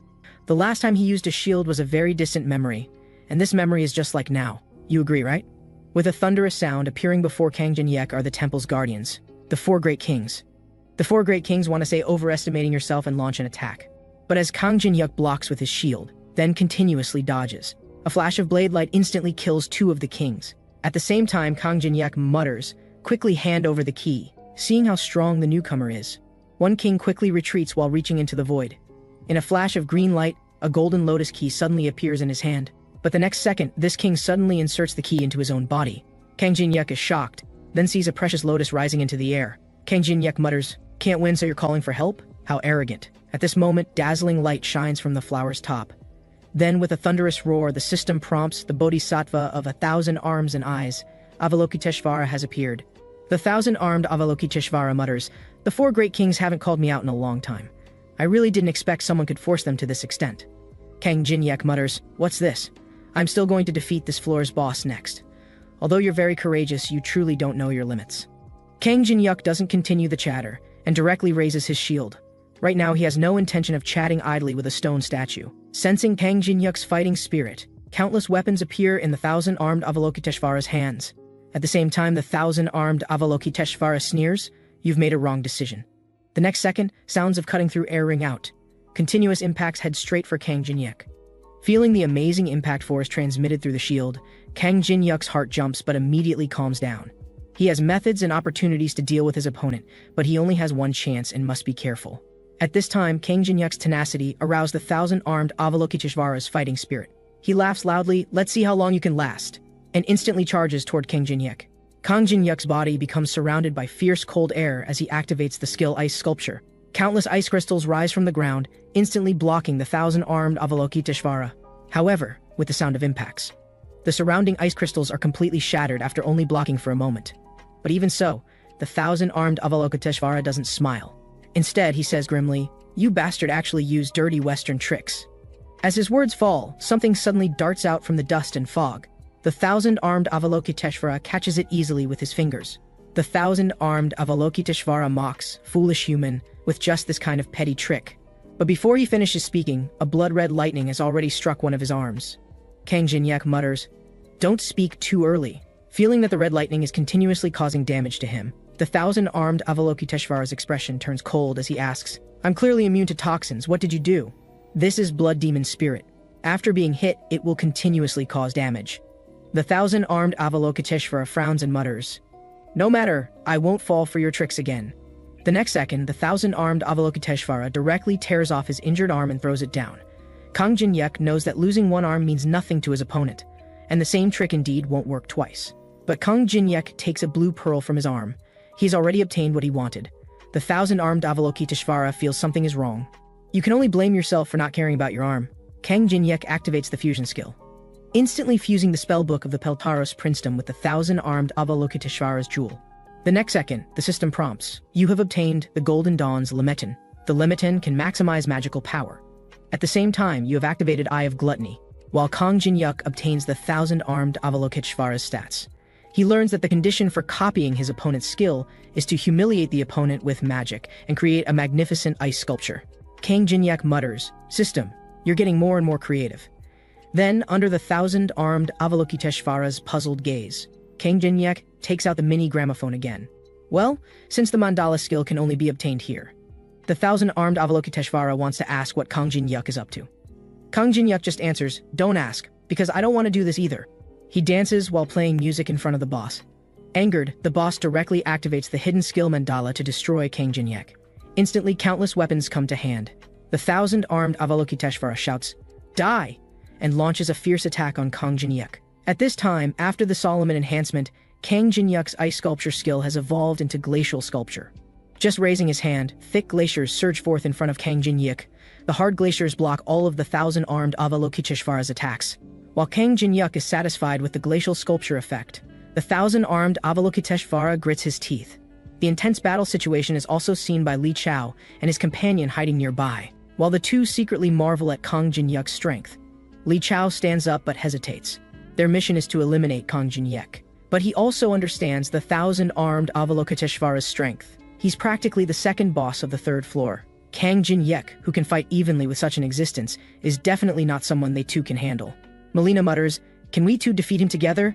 Li Chao responds, "It's doubtful." Hearing this, Melina directly turns to leave. But Li Chao has other plans. Although direct confrontation won't work, he can play dirty. A coin infused with demonic energy appears in his hand. This is the coin of Caligula, which can briefly affect the target's mind. The next second, demonic energy swirls not far from Kang Jin-yuk. The moment Kang Jin-yuk senses this, an ominous feeling wells up. The next second, he becomes momentarily distracted, and a weapon directly cuts across his thigh. The intense pain makes Kang Jin-yuk grit his teeth, but also instantly awakens him. The 1,000-armed Avalokiteshvara mutters, "Daring to be distracted while fighting me." Kang Jin-yuk responds, "Sorry," instantly activating a fire element skill and pressing it against his wound. While stopping the bleeding, he says, "I won't do that again, and thanks for helping me wake up." The next second, the spellbook emanates fierce cold air. As the 1,000-armed Avalokiteshvara launches his attack, Kang Jin-yuk also activates the ice sculpture skill. With both forces equally matched, the attacks cancel each other out, but the 1,000-armed Avalokiteshvara coldly snorts, overestimating yourself. At the same time, the system prompts, the 1,000-armed Avalokiteshvara has activated the skill Heaven's Trap. A light net instantly traps Kang Jin-yuk. At the same time, golden light glows from the 1,000-armed Avalokiteshvara's hands. Then the golden light transforms into arrows heading toward the trapped Kang Jin-yuk. The small space is filled with the 1,000-armed Avalokiteshvara's attacks. Kang Jin-yuk directly activates the glacial sculpture skill. Suddenly an iceberg rises around him. Seeing Kang Jin-yuk only able to defend passively, the 1,000-armed Avalokiteshvara directly reaches out to grasp the trapped Kang Jin-yuk in his hand. Then, while squeezing up and down, the 1,000-armed Avalokiteshvara has activated the skill Infinity Spear. The next second, the Infinity Spear fiercely attacks the iceberg, instantly shattering it to pieces. Seeing that Kang Jin-yuk couldn't possibly survive, the 1,000-armed Avalokiteshvara is about to gloat. The next second, his expression changes. "Looks like you fell for my trick again." Kang Jin-yuk appears completely unharmed. Not only that, but cold light flashes from Kang Jin-yuk's hand. The next second, large ice crystals directly condense beneath the 1,000-armed Avalokiteshvara. In an instant, a glacial prison tightly traps the 1,000-armed Avalokiteshvara. Kang Jin-yuk mutters at the same time, "How can someone who relies on cultivating mind and body to improve strength have prejudice against magic? So to cure your illness, I think there's no method more effective than shock therapy." The 1,000-armed Avalokiteshvara becomes furious, directly cursing to throw Kang Jin-yuk into the endless hell. At the same time, the task of angering the 1,000-armed Avalokiteshvara is completed. You have successfully copied the skill Mandala. Mandala can grant weapons special power and roughly predict the opponent's attack direction. Since he has obtained the skill, Kang Jin-yuk throws away the wig, directly using the Mandala skill to enchant a nearby ice sculpture. The 1,000-armed Avalokiteshvara can't believe Kang Jin-yuk would use his skill, but I'll put Mandala to good use from now on. As for where you should go, just go there. In an instant, a giant finger heads straight for the 1,000-armed Avalokiteshvara, instantly hitting the 1,000-armed Avalokiteshvara's chest. Green light explodes, and the 1,000-armed Avalokiteshvara's statue also crumbles.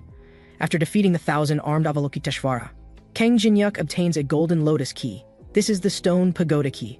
It can summon this floor's boss anywhere on the third floor. Seeing he's obtained the desired item, Kang Jin-yuk can't help but rub his shoulders. The series of challenges has truly exhausted him. However, the continuous battles have also brought his level to 21. after adding the upgrade attribute points to magical power. This finally allows him to relieve his fatigue somewhat. But suddenly he remembers something. The Tower of Trials nights are quite unusual. When night falls, not only does the temperature drop sharply, but monster attributes also double. Therefore, at night, all players either retreat outside the tower or find a safe place to stop hunting. By a lit campfire. Kang Jin-yuk chooses a spot near a river, planning to rest until the next day. What Kang Jin-yuk is eating are giant shrimp unique to the third-floor streams. The delicious taste makes him determined to copy some cooking skills when he has the chance. But then he hears the sound of bamboo leaves rustling. The next second, with footsteps. Two people appear before Kang Jin-yuk. It's Li Chao and Melina. Assuming Kang Jin-yuk hasn't seen them before, they directly say that due to some accident, they couldn't exit the third floor before dark. Therefore, they ask if they can borrow some fire to warm themselves.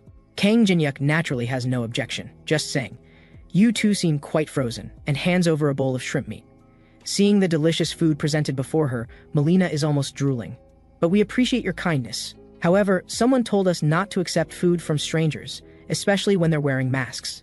Kang Jin-yuk smiles and says, "If you're very concerned about my mask, I'm not unwilling to take it off." Seeing an opportunity to see the true face of the famous unknown, Li Chao and his companion show anticipation in their eyes. But they hear Kang Jin-yuk say, "However, before that, let's play a game. Since we don't know each other, we're all curious about one another. Since that's the case, after we take turns asking each other 3 questions, I'll remove my mask. How about that? There's no need to tell the truth when answering questions." Li Chao thinks there's no harm in it, and nods to Melina. So with a humming sound, a coin is tossed and falls into Melina's palm. "Let's use this coin to decide who asks first. How about that?" Melina guesses it should be heads. She lifts her finger. It's indeed heads. Sensing the subtle magical power on that coin, Kang Jin-yuk recognizes it as Caligula's coin. After use, it can briefly control the target's mind. Melina thinks for a moment, and asks, "Did you enter the tower with companions?" This is to confirm whether Kang Jin-yuk has any companions. Kang Jin-yuk shakes his head, indicating it's just him. Kang Jin-yuk then asks, "You two also seem to be here for the boss. Why didn't you make your move?" "We're just waiting for the right opportunity. Challenging the boss isn't simple." Then the second question, "Handsome guy, why are you climbing the tower? What do you want? Money, fame, or status?" Kang Jin-yuk knows they're testing and trying to recruit him, so he just smiles. "If I tell you, can you satisfy me? As long as our goals align, our compensation will definitely exceed your imagination." Kang Jin-yuk's gaze slightly narrows. "All right, now for the final question. After answering, I'll remove my mask. My final question is, does the Demonic Ones Association really think just you two can handle me?" Hearing this, Melina grins wickedly. "So you knew our identities all along. Although I knew you were powerful, I didn't expect you could defeat the 1,000-armed Avalokiteshvara. But that battle also exhausted you, right? Someone without recovered status has greatly reduced strength. In that case, 1 coin is enough to deal with you." The next second, Melina activates Caligula's coin to invade Kang Jin-yuk's mind, but the air becomes awkwardly quiet. Nothing happens. Li Chao shouts, "Melina, what are you doing?" But here's Melina say, "This thing isn't working, it seems broken." "No, Caligula's coin isn't broken." Under the shadow of Anubis judgment, Kang Jin-yuk mutters, "It's just that you can't use magical power anymore." This shocks Li Chao into shouting, "Activate Plan B." But Melina without magical power can't do anything. Kang Jin-yuk places the shrimp meat in his hand on a stone slab. The system prompts, "The spirits of the shrine are pleased with your offering. You can select the target that will execute Anubis judgment. You have selected the totem, Great General of the World. You have selected the totem, Great General of the Underworld." Witnessing the appearance of monsters never seen before, both Li Chao and his companions' faces changed dramatically. What they were facing were none other than the guardian gods of the land, the Great General of the World, and the Great General of the Underworld. At this moment, Li Chao finally understood that his opponent had been planning to summon these two creatures from the very beginning of preparing that dish. Meanwhile, Kang Jin-yuk was lying comfortably to the side, watching the show. He reminded them with a warning, "You'd better not make any rash moves, and you can't escape anyway." As his words fell, the Great General of the Underworld activated his skill access denied, creating a barrier around Li Chao and his companion. Li Chao knew that their only chance of victory was to take down Kang Jin-yuk, which would make the surrounding monsters disappear. Kang Jin-yuk said, "I advise you not to act rashly." At this moment, the Great General of the World had already activated his skill Exemplary Punishment. A massive hand pressed down directly toward Li Chao. With one slap, he was knocked to the ground. His glasses shattered, letting out a scream of agony. Melina stood frozen in place, cold sweat streaming down her face. Kang Jin-yuk approached her from behind. "It's clear who's strong and who's weak. Now let's have a chat." But when he activated his Eye of Gluttony, the system prompted that the activation was cancelled due to too large a level difference. This surprised Kang Jin-yuk as well.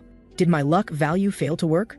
So he continued asking, You humans know you can't successfully climb the tower, and that humanity will perish. So why do you still obstruct players from climbing the tower? Just as Melina was about to answer, Li Chao suddenly shouted to stop her. At this moment, the great general of the world raised his massive palm again. Before he could finish speaking, the man was instantly flattened, and Melina was so frightened she collapsed to the ground. Kang Jinyuk spoke coldly. I absolutely will not let anyone who fantasizes about taking my life continue to exist in this world. That's my principle. But if you tell me some useful information, I can spare your life. Why exactly do demonic ones obstruct players from climbing the tower? Melina looked terrified. To save her life, she spoke. The guy who told us to kill you. I don't know his real name either, but we all call him Lancelot. Besides him, there are 11 other leaders. But I belong to the assassination group, so I don't know the detailed matters very well. Kang Jinyuk activated his Eye of Gluttony, and the system confirmed that Melina's words were true. Melina continued. They said that as long as we collect all 12 cursed legendary relics within the tower, even if humanity perishes, we can survive unharmed, and receive corresponding huge rewards. That's all I know. After hearing this, Kang Jinyuk immediately understood their purpose. He never expected that the demonic ones' goal was actually to summon the Demon King. This group was even more insane than he had imagined. He just didn't understand how they could survive even if humanity perished. When Melina asked if she could leave, Kang Jinyuk responded, No, don't worry, I'll keep my promise, but before that, you need to sign a contract with me first. Melina looked puzzled, only to see magical power gathering in Kang Jinyuk's hand. He activated the brand of obedience. Kang Jinyuk said with ill intent, This is a contract that will make you obey only me from now on. Melina was sweating coldly, but this was still 100 times better than losing her life. She could only accept it tearfully. Time came to the next day. Now it was time to get down to business. Kang Jinyuk summoned the stone pagoda key he had obtained earlier, and immediately activated it. In the next second, magical power shot straight up into the sky. Then the system prompted, The master of the third floor has responded to your summons. After the great door opened, countless stone statue soldiers walked out from inside. At this moment, a voice rang out, Who has disturbed my rest? This was the boss of the third floor, Muhan. Then Kang Jinyuk activated his Eye of Gluttony, but due to the large level difference, he could only see partial information, and couldn't copy his skills either. Muhan continued speaking, Although countless humans have challenged my army, you are the first to use a key to call me out. But where is your army? Kang Jinyuk looked at him with a cold smile. My army? He saw Kang Jinyuk summon a blue light. The system prompted, You have summoned the first chessboard. You have summoned 2,851 magical chess pieces. Muhan looked at him and said with a laugh, That is quite the novel idea. That method would allow you to fill the role of an army alone. However, what do you plan to do with those tiny things? Kang Jinyuk also responded with a smile, Don't be hasty, I'm not finished yet. At this moment, the system prompted, You have used 2,851 enlargement pills on 2,851 magical chess pieces. The chess pieces immediately became the same size as the opponent's soldiers. Muhan said calmly, I must admit you are certainly different from the other humans who have come here so far. Kang Jinyuk stood domineeringly among his army. You're qualified to judge me? Muhan frowned. What are you saying, kid? Kang Jinyuk sneered. It's precisely because you lack strength that you've been staying on the third floor, isn't it? Although the bosses of the Tower of Trials are gatekeepers of each floor, they can also influence their respective floors and expand their own power by climbing the tower like players. Hearing this, Muhan laughed. Do you think I don't step into the fourth floor because of insufficient strength? What? Aren't you just an earthbound spirit of the third floor? Whatever, think what you want. Whether you're trying to disturb my mind with this method or have other plans, it doesn't matter. Faced with the absolute difference in our military strength and my superior tactics, your only fate is death. As his words fell, the 1st Battalion stepped forward. In the next second, thousands of terracotta soldiers instantly sprang into action, advancing forward. Kang Jinyuk knew this was the opponent's probing attack. In that case, Kang Jinyuk activated his skill. The system prompted, You have activated the ability of the first chessboard. All friendly chess pieces' attack and defense increased by 30%. At the same time, Kang Jinyuk deployed chess pieces on both flanks. Amid the thunderous trampling sounds, the chess pieces had activated their skill steel endurance. For a moment, the two armies clashed and battle erupted instantly. However, Kang Jinyuk's offensive hadn't ended. The rook pieces had activated arrow barrage. Suddenly, amid the sound of arrows cutting through air, countless terracotta soldiers were annihilated. Even though some shield soldiers raised their shields to block. In the next second, the bishop pieces had activated flame strike. Surging waves of fire immediately followed the arrow barrage. Seeing his 1st Battalion instantly destroyed, Muhan felt a surge of fighting spirit. In that case, Battalion 2, Battalion 3, advance. Another formation of terracotta soldiers stepped out from the army. At this time, Kang Jinyuk was leading 2 cavalry units in a breakthrough toward the left flank. At the same time, the knight pieces had activated wedge formation. Damage increased by 200% during combat. As Kang Jinyuk rode his horse at full gallop, he shouted, Wipe them out in one go! With Kang Jin-hyuk's cavalry charge, brutal slaughter instantly unfolded. Muhan calmly analyzed the war at this moment. He had to admit he had underestimated Kang Jin-hyuk's command level. Kang Jin-hyuk's offense-defense transitions were flawless, and his battlefield command timing was extremely precise. But what was this gap that appeared on the flank of Kang Jin-hyuk's army? Although it seemed like bait, it was tempting enough. The system prompted, Muhan has activated weakness detection. He instantly obtained various information about Kang Jin-hyuk's formation. He only needed to destroy the crown above the chessboard to stop all the opponent's chess piece movements. Only the king or queen could use the crown. Muhan smiled. As long as I destroy the crown, I can directly checkmate Kang Jin-hyuk. That would be easy. However, Muhan's gaze sharpened. I knew this bait wasn't so simple. Turns out there's another arrangement, waiting for me to walk into the trap.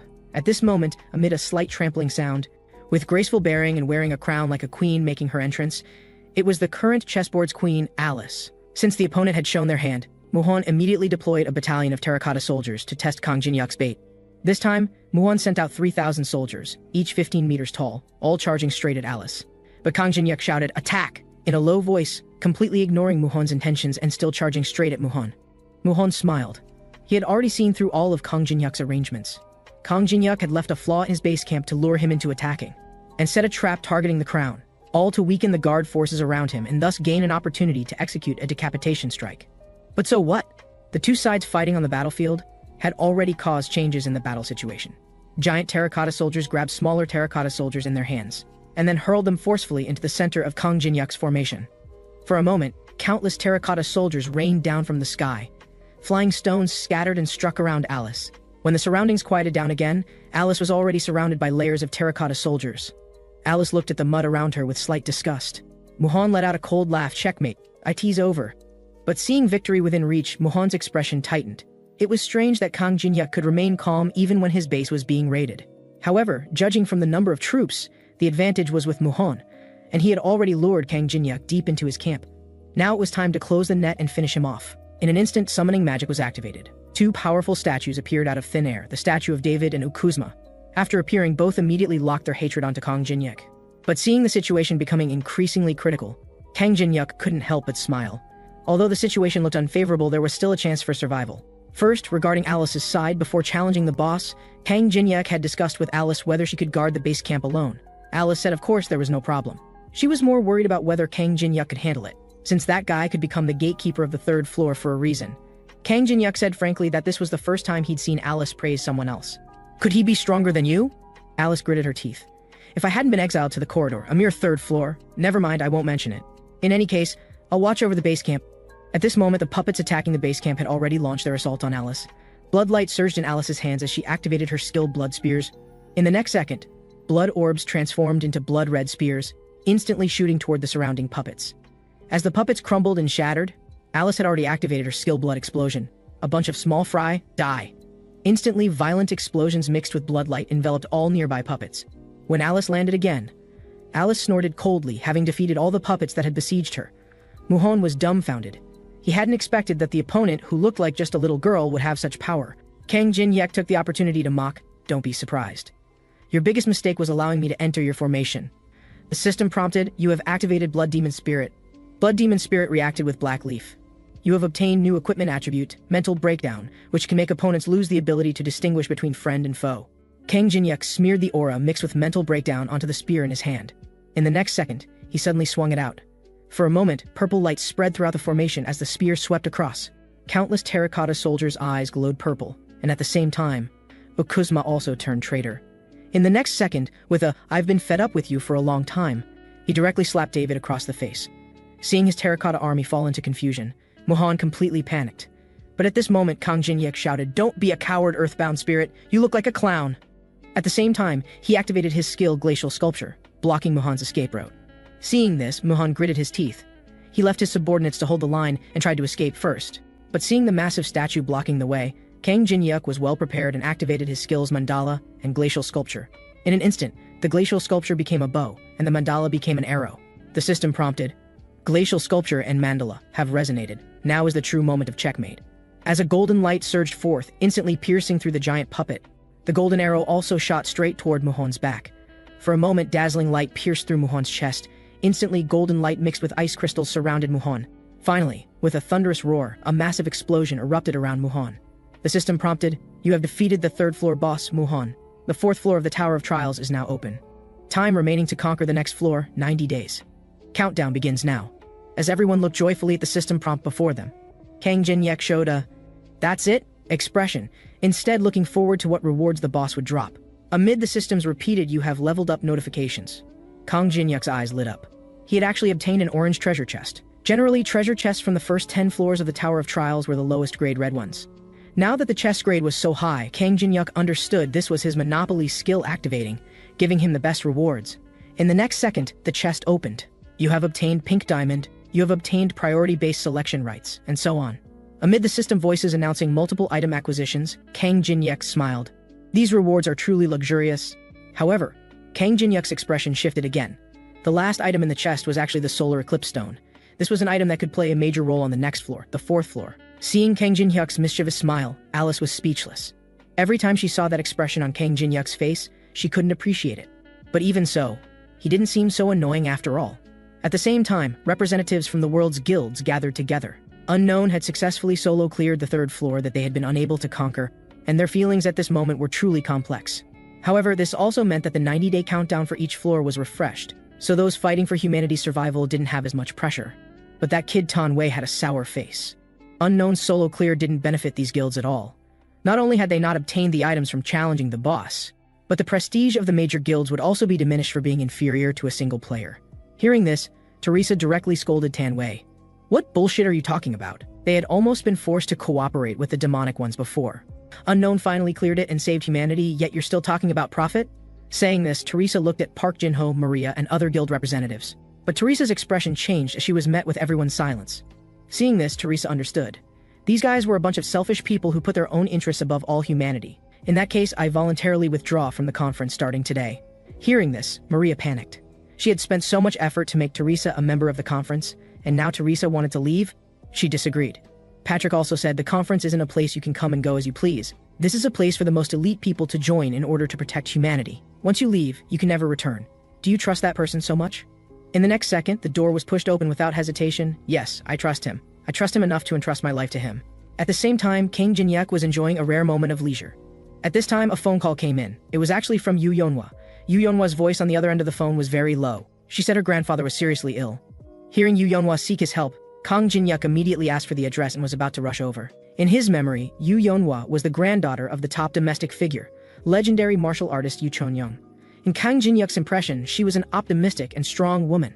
But when Kang Jin-hyuk saw Yu Yeonhwa again, what appeared before him was only Yu Yeonhwa, helpless like a child. Kang Jin-hyuk asked Yu Yeonhwa to tell him what had happened. He heard Yu Yeonhwa say that when the Tower of Trials first appeared in reality, a batch of monsters rushed out from the tower. Her grandfather awakened during that crisis and killed all the monsters, but he was also severely injured. Until recently, his condition had gotten worse and worse, to the point where he was unconscious. Looking at Yu Chon-young on the hospital bed, Kang Jin-hyuk activated his Eye of Truth and instantly obtained Yu Chon-young's attribute panel. It had to be said that this panel appearing on someone who hadn't entered the tower could only be called supremely excellent. The condition for copying his skills was to save Yu Chon-young's severely injured life. At this time, another person came to the ward. It was Heo Jin-soo, the healer responsible for Yu Chon-young's treatment. However, this guy immediately said that even with S-rank Kang Jin-hyuk here, he probably couldn't do much for Yu Chon-young's condition. Hearing that the other party seemed to think he was putting on airs, Kang Jin-hyuk said frankly that he was Yu Yeonhwa's old friend and came to see if there was anything he could help with. Hearing this, Heo Jin-soo laughed loudly and said he was being too nervous. He thought Kang Jin-hyuk had some insights into medical treatment. But at this time, Yu Yeonhwa said coldly that she had no choice but to call Kang Jin-hyuk. And you so-called professionals have been treating my grandfather for so many days with no effect whatsoever. There's nothing we can do. After all, the symptoms mainly come from the Tower of Trials. Traditional medical treatment has limited effect. Please calm down. Hearing this, the air fell silent for a moment. Yu Yeonhwa apologized, saying she was too emotional. After speaking, she was about to go outside the ward with Kang Jin-hyuk. But Kang Jin-hyuk activated his Eye of Gluttony. Kang Jin-hyuk's eyes were filled with unspeakable anger. The mind-reading technique attached to the Eye of Gluttony was reading Heo Jin-soo's thoughts. He heard the truth. How did a master suddenly appear? Damn it, how long do we have to keep up this fake treatment? At this time, Heo Jin-soo also said they had thought of a new treatment method, but it might require a large sum of money. Yu Yeonhwa immediately said money wasn't a problem. Even if she had to sell all the family's martial arts schools, she would raise the money. Hearing this, Heo Jin-soo whispered, "Good," but in the next second, Kang Jin-hyuk directly exploded. "What bullshit are you talking about, you scamming, shameless piece of trash? Hearing this, others panicked and immediately stood in front of Kang Jinyak, saying, "What do you mean?" Heo Jinsu also said, "Kang Jinyak, are you slandering me? Even if you're Yu Yonhwa's friend, even if you're S rank, you can't talk nonsense." But at this time, his heart was thinking, this guy is testing me. But even if my identity is exposed, it doesn't matter.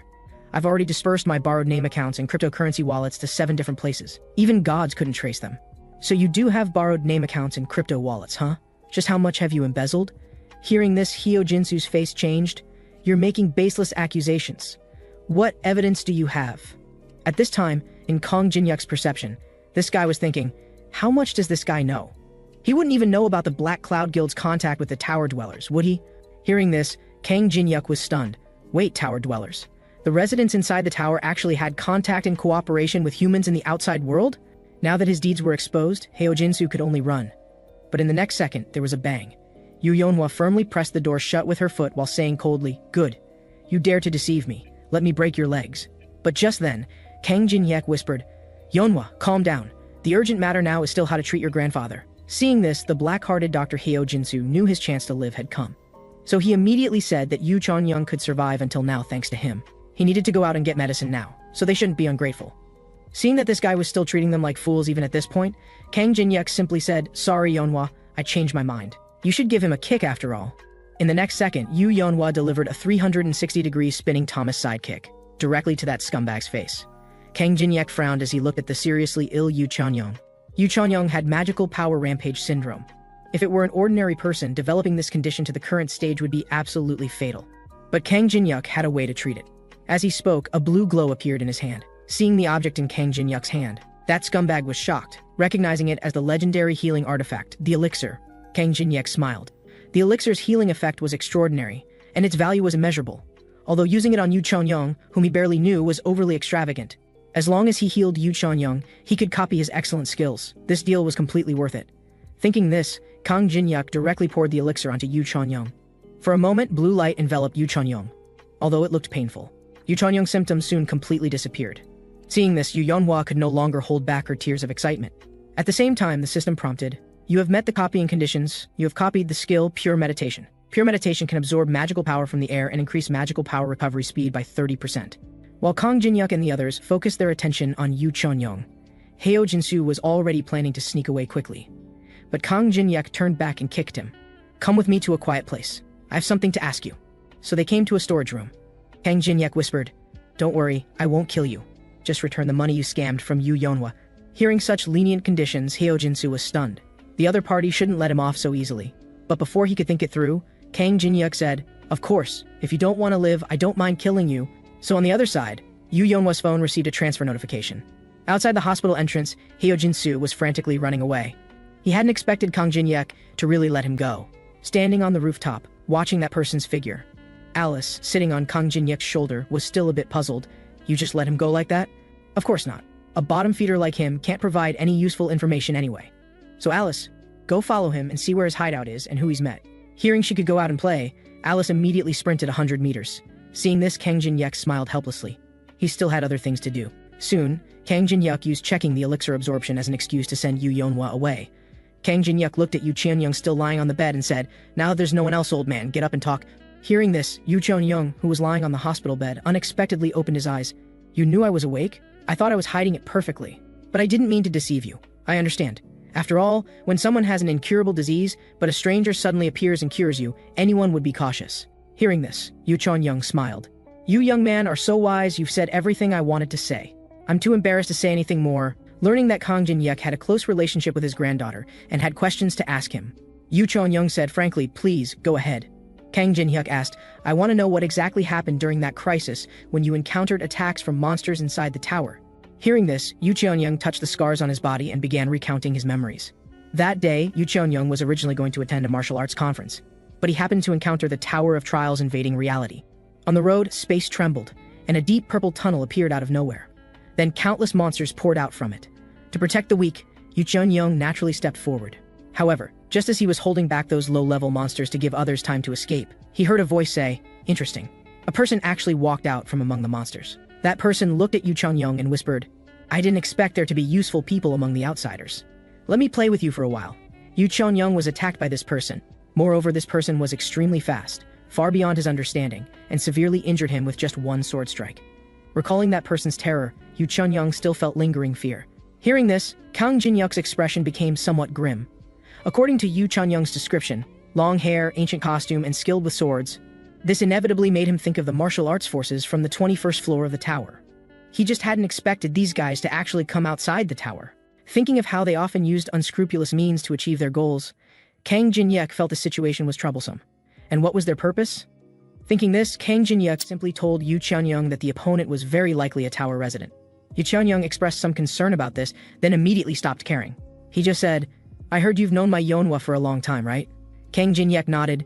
"We're old friends. In that case, how about I betroth my granddaughter to you?"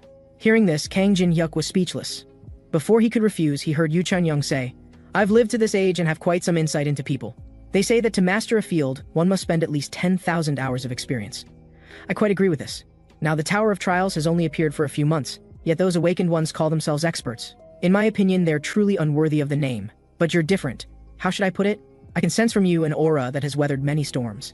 A quality that only appears on people who have overcome hardships and experienced countless trials." Hearing this, Kang Jinyuk thought of his 50,000 hours of game time. He just said, "It's not that exaggerated. I just played for a slightly longer time." Seeing Kang Jinyuk still being so modest, Yu Chunyong said, frankly, "In any case, I will repay your kindness. Do you want anything?" Hearing that he could actually get thanks from what was almost the most authoritative martial arts family in the country, Kang Jinyuk smiled. "Really anything?" "Of course, just ask." So not long after, Kang Jinyuk walked out of the room, after he telling Yu Yeonhwa that her grandfather was fine. Yu Yeonhwa said somewhat embarrassedly that she didn't know how to thank Kang Jinyuk. But Kang Jinyuk showed a kind expression, "Don't mind it, Yeonhwa. Your grandfather has already expressed his gratitude to me properly." In the ward, recalling the request Kang Jinyuk had mentioned, Yu Chunyong couldn't help but shed tears. He hadn't expected Kang Jinyuk to ask him for that. On the other side, Kang Jinyuk came to the city's top hotel. While he wasn't busy yet, he needed to give himself a break. So after ordering a bunch of delicious food, Kang Jinyuk turned on the TV, picked up his knife and fork, and prepared to enjoy this rare leisure time. Who would have thought that just a few months ago, he could only live on instant noodles? At this time, the TV was broadcasting a Tower of Trials strategy livestream. The guest invited this time was Jang Un-sok, an expert from the top guild Dungan Guild. Jang Un-sok was mainly here to introduce methods for improving strength to the general players. Besides ordinary level and skill upgrades, using coins obtained from the Tower of Trials to acquire suitable equipment was also an important method. But without listening to this guy's rambling, Alice looked at Kang Jinyuk and found this guy ate incredibly fast, not leaving any for herself. Seeing Kang Jinyuk finish eating and about to rest, Alice smiled mischievously and picked up a bottle of wine, also planning to enjoy some pleasant time watching boring human programs. At this time, Jang Un-sek was also asked why no players had entered since Unknown cleared the 4th floor. Jang Un-sek explained that the 4th floor was a special dungeon with 100 large-scale waves, and the key to conquest was to seize strategic points first and successfully defend them. But the problem was that if all the players who entered failed to defend their positions, the entire 4th floor would be sealed for 20 days. Each floor had a 90-day conquest time limit. If preparations were insufficient and the floor was sealed too many times, there would be enormous risks. Therefore, even though Unknown had cleared the 3rd floor and had priority in selecting strategic points, the reason he hadn't entered was probably due to this. At this time, the host was also asking whether humanity would really perish if they exceeded 90 days. Based on the tower system's priority execution right over world rules, humanity indeed had the possibility of extinction. Soon the interview ended, and the host asked if Jang Un-sok had time. Jang Un-sok nodded. According to his guess, Unknown would need at least a month of preparation before entering the 4th floor. Therefore, he also had plenty of time to prepare and take the host out for some fun. But just as Jang Un-sok got into the car, the system announced, "Player Unknown declares conquest of the 4th floor.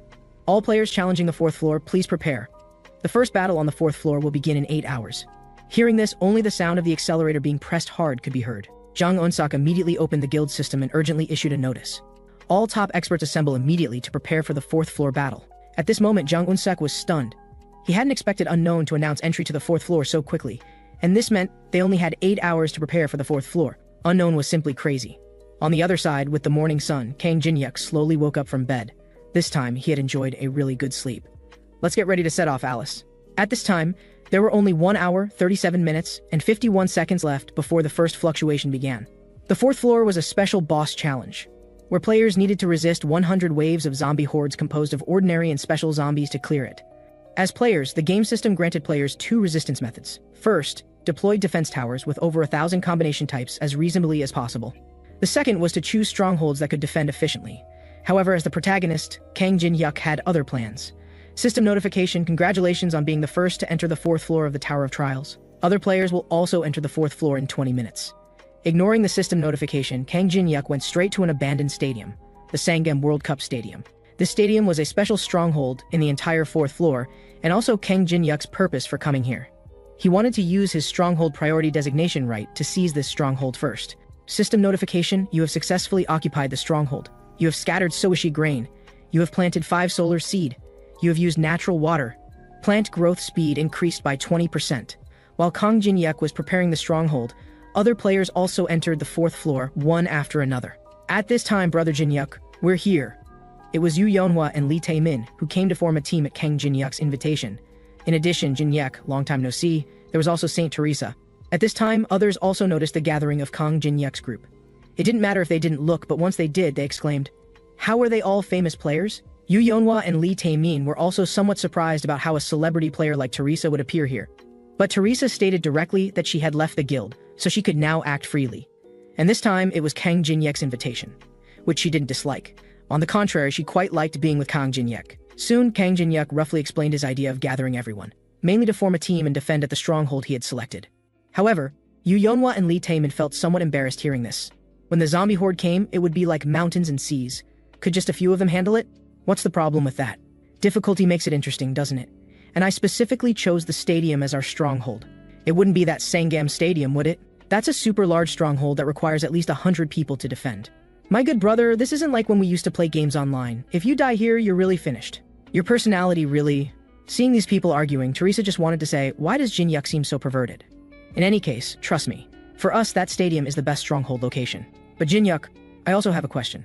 As far as I know, stronghold defense requires at least 5 or more players. And now we only have 4 people, don't we?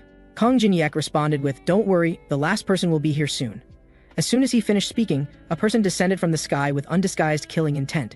It was Cheon Yu-song. But upon seeing Kang Jin-hyuk, Cheon Yu-song immediately drew his sword. He was so angry because of something Kang Jin-hyuk had said not long ago. Just the night before, Cheon Yu-song was training in a Tower of Trials dungeon. Originally, everything was going according to plan, and he didn't plan to head to the 4th floor so soon. But a suddenly popping message left him stunned. He hadn't expected that guy Kang Jin-hyuk would send him a private message. But this commanding tone made him very displeased.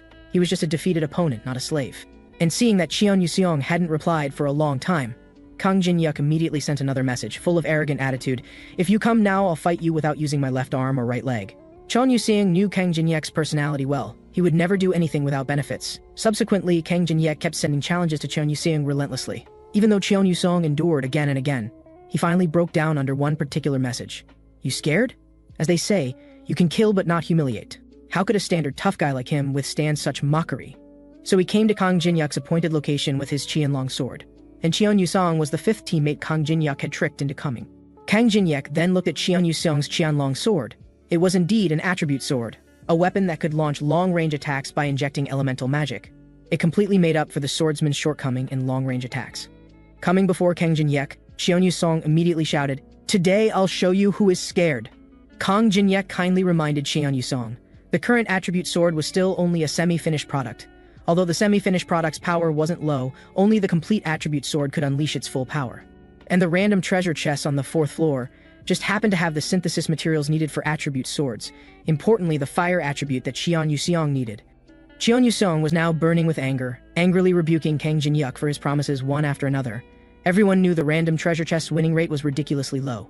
And Kang Jin-hyuk, who possessed the Monopoly passive, indeed had a 100% winning ability. Moreover, Kang Jin-hyuk promised Cheon Yu-song that as long as he joined the team to defend together, he would get him the fire attribute materials and have another fight after conquering the 4th floor of the Tower of Trials. After Kang Jin-hyuk's coaxing, Cheon Yu-song put away his Qianlong sword. With the team invitation being accepted by Cheon Yu-song, they finally met the personnel requirement for defensive warfare. But Cheon Yu-song's joining made Teresa worried. She feared he might do something unfavorable to Kang Jin-hyuk during the process. But Kang Jin-hyuk wasn't worried at all, even saying Cheon Yu-song was a very simple and righteous gentleman. At this time, Yu Yeonhwa remembered something and started rummaging around. She took out an item wrapped in black cloth strips. Opening it revealed the twin dragon sword that Yu Cheon-yong had promised to give her. As an heirloom passed down from ancestors, the magic power contained within was comparable to legendary relics.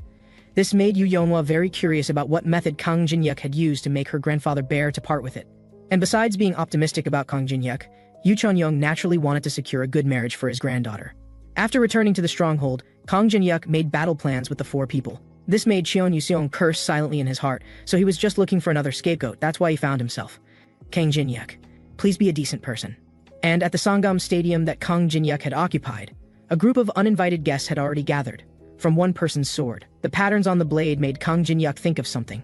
This man was clearly an NPC from the game, but was hiding his identity and pretending to be a player. But the protagonist Kang Jin-yuk saw through his identity from the patterns on his sword at just one glance, recognizing that the other party was from the martial arts forces in the 21st floor of the Tower of Trials. Although he didn't know the other party's purpose in seeking him, these guys were all arrogant madmen with sky-high ambitions, and Kang Jin-yuk wasn't afraid. Therefore, just as the man introduced himself as Namgung-hyun, Kang Jin-yuk directly said, "You should shut up instead. After all, you idiots from the Namgung family are famous for being missing a screw in your heads." Hearing this, Namgung-hyun was stunned. "What did you just say, you bastard?" Teresa asked if Kang Jin-yuk knew them, and Kang Jin-yuk answered that he used to know them. Seeing that Kang Jin-yuk not only insulted him but also ignored him, Namgung-hyun was furious and was about to say some harsh words, but Kang Jin-yuk directly interrupted. "You wouldn't be trying to say, 'You bastard, do you know who I am? How dare you mock our Namgung family? I'll exterminate your 3 generations.' If that's the kind of bullshit you want to say, please shut up. I've heard enough of it." Seeing this, Namgung-hyun gritted his teeth. "Damn it, although I don't know how you know my identity, but you bastard dare to insult our Namgung family. Kid, you'll regret this." In an instant, Namgung-hyun drew his sword, and his attribute panel appeared before Kang Jin-yuk's eyes. System notification: residents of martial arts forces are hiding in the triad.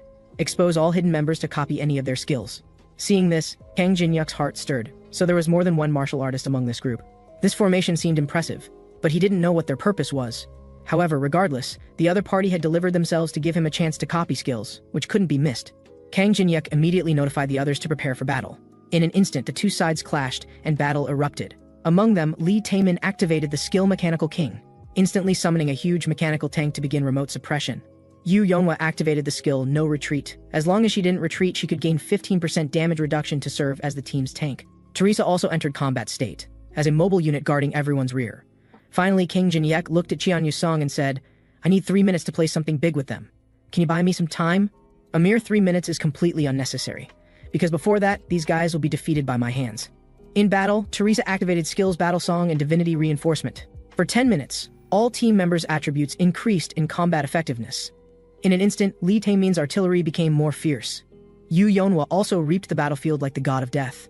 Not to mention, there's also an all-around warrior like Teresa. While Namgung-hyun on the side sensed the power gap between the 2 sides, and knew he had to make his move, just as Cheon Yu-song was cutting through everything in his path.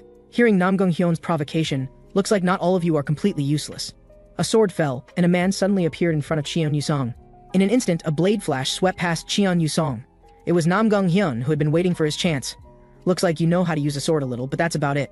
However, I can be merciful enough to let you, this rootless mixed swordsman, witness what true swordsmanship from a prestigious family looks like." Suddenly, sword energy burst forth from Namgung-hyun's body. In an instant, Namgung-hyun unleashed the imperial sword form and struck toward Cheon Yu-song. In the brief clash of blades, Cheon Yu-song's face darkened as he felt tremendous pressure from his opponent's attack. Soon falling into disadvantage with one move, Cheon Yu-song's defense was breached. Namgung-hyun seized the opportunity and thrust his sword directly at Cheon Yu-song's face. But at this critical moment, Teresa suddenly appeared in front of Cheon Yu-song, narrowly blocking the strike. At this time, Kang Jin-yuk also reappeared on the battlefield, saying to Teresa, "Well done." Kang Jin-yuk immediately activated his skill Fire Element. Fire waves surged forward, directly surrounding Namgung-hyun. However, in Namgung-hyun's eyes, these were all just petty tricks that looked down on him. At this moment, Kang Jin-yuk leaped into the air. Seeing this, Namgung-hyun thought to himself that this was an opportunity. In mid-air, it's hard to dodge without leverage. The opponent was seeking death. But just as he was about to act, his feet suddenly stopped, as one of his feet had somehow been frozen to the ground, unable to move. "Don't you understand that even extinguished fire needs a second look?" Kang Jin-yuk taunted, while activating his skill Daylight. The next second, dazzling light waves surged from Kang Jin-yuk's hands straight toward Namgung-hyun, just as Namgung-hyun was about to take this hit head-on. But the next second, a person leaped high and activated the skill Cross Slash. A cross-shaped bloodlight appeared in mid-air in front of Namgung-hyun, actually blocking Kang Jin-yuk's attack. Seeing this, Kang Jin-yuk's heart stirred. He hadn't expected that move to finish Namgung-hyun anyway. The important thing was to draw out other martial artists like this. At this time, Namgung-hyun looked at the man who appeared in front of him and couldn't help but whisper, "Big brother. System notification, you have completed the mission. You have copied the skill Unlimited Steps." Then Kang Jin-yuk fused Unlimited Steps with a skill Grave of Swords. System notification, you have acquired the skill Sword Steps of the King. Sword Steps of the King increases movement speed by 70% and can also be used as an attack method. Seeing another S-rank skill, Kang Jin-yek smiled. He'd really struck it rich this time. At this moment, the newly appeared spiky-haired man asked his younger brother if he had been hurt just now. The others were teasing, "Our brother Hyun also has days when he gets beaten down, how interesting." Hearing this, Namgung Hyun was annoyed, still being stubborn. "If you guys had helped earlier, I could have handled him myself. Anyway, stop arguing. Don't forget the sect leader sent us here to recruit that guy, not kill him." But hearing this, Namgung Hyun shook his head. This matter was probably hopeless, because that guy already knew they came from inside the tower and weren't players. Hearing this, the others were surprised. This was truly unexpected. "So, I've been annoyed with that kid for a while now. If we can't recruit him, let's just eliminate him. But wait a minute. Although I know you're angry, we need to leave. The zombie wave has erupted. The zombie tide will arrive in 3 minutes." At this time, Kang Jin-yuk also urged everyone to hurry up and go where they needed to go. The arena was their territory. "Listen, you brat, don't get cocky. We wouldn't want a garbage stronghold like the arena, even if you gave it to us. Our place is 10,000 times better than yours. Hope you survive the first wave, we'll be back." With that, the people from the Triad began to retreat. However, Kang Jin-yuk kept his eyes fixed on the direction the Triad was retreating. Their chosen stronghold was a large supermarket. With high walls on all sides and abundant supplies, it was indeed a good stronghold. But this stronghold had a huge flaw. We'll see about that. Next, Lee Tae-min used drones to survey the surrounding situation. He informed everyone that the zombie tide was already close to them. Facing the ocean-like zombie tide, Yu Yeonhwa asked Kang Jin-yuk if he really wasn't just seeking thrills. "Don't worry, the solar plants I've deployed are much more powerful than ordinary zombie tides." Teresa was stunned. This was the first time she had seen such a large plant tower. "Anyway, let me first explain my battle plan. Our goal is to prevent the zombie tide from occupying the flag in the center of the arena. The arena has 4 entrances: east, south, west, and north.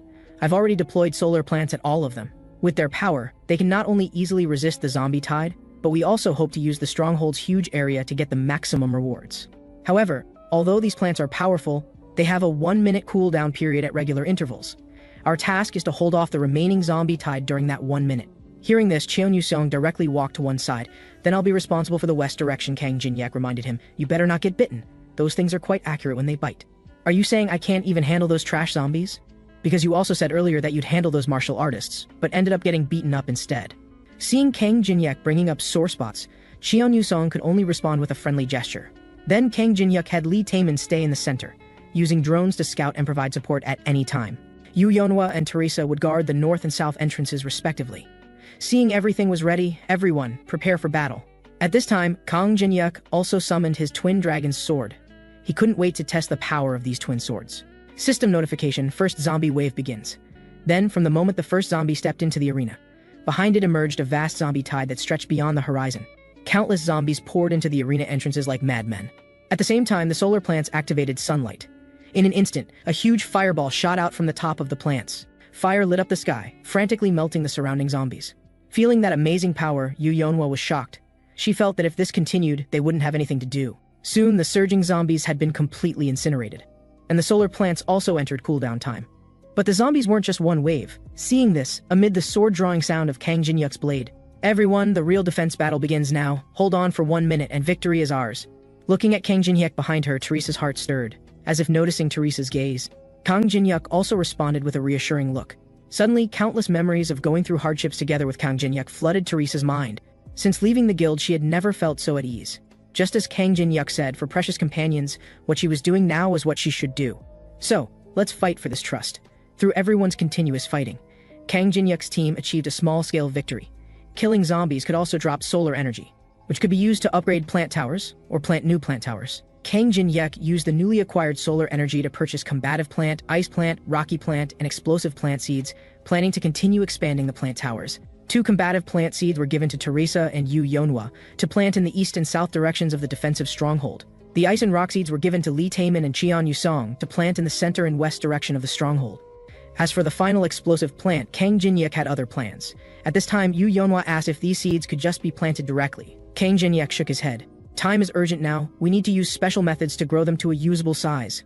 With that, Kang Jin-hyuk took out arid highland cow manure, final autumn leaf, Pentelis dung beetle, gray earthworm, and various other items. Then he mixed these things together to get a large package of indescribable stuff. Then Kang Jin-hyuk said, "Baby, your dinner is here," and stuffed spoonfuls of the mixture into the plants' mouths. Seeing this scene, Lee Tae-min just wanted to say, "Why do I feel like Brother Jin-hyuk's mental state is a bit off? Anyway, just feed this fertilizer to the plants. I'll leave this task to you all." "So where are you going, Jin-hyuk?" Kang Jinhyuk nodded. I'm going to clean up some trash nearby, I'll be back soon. So he left Sangam World Cup Stadium alone. As Kang Jinhyuk headed toward his target, he also noticed people from other strongholds were moving supplies. He knew this was preparation by large guilds for a prolonged battle to resist 100 waves of zombies. But only rookies would want to fight a prolonged battle here. Kang Jinhyuk looked toward an abandoned building. This was exactly his destination, and there was an item he needed here. Soon he pulled down a long cloth covering something unknown in the corner. What appeared behind it was actually an ancient mirror. Seeing this, Kang Jinhyuk looked back at the large supermarket stronghold occupied by those martial artists in the distance and sneered. Then when his finger touched the mirror surface, it actually melted into it.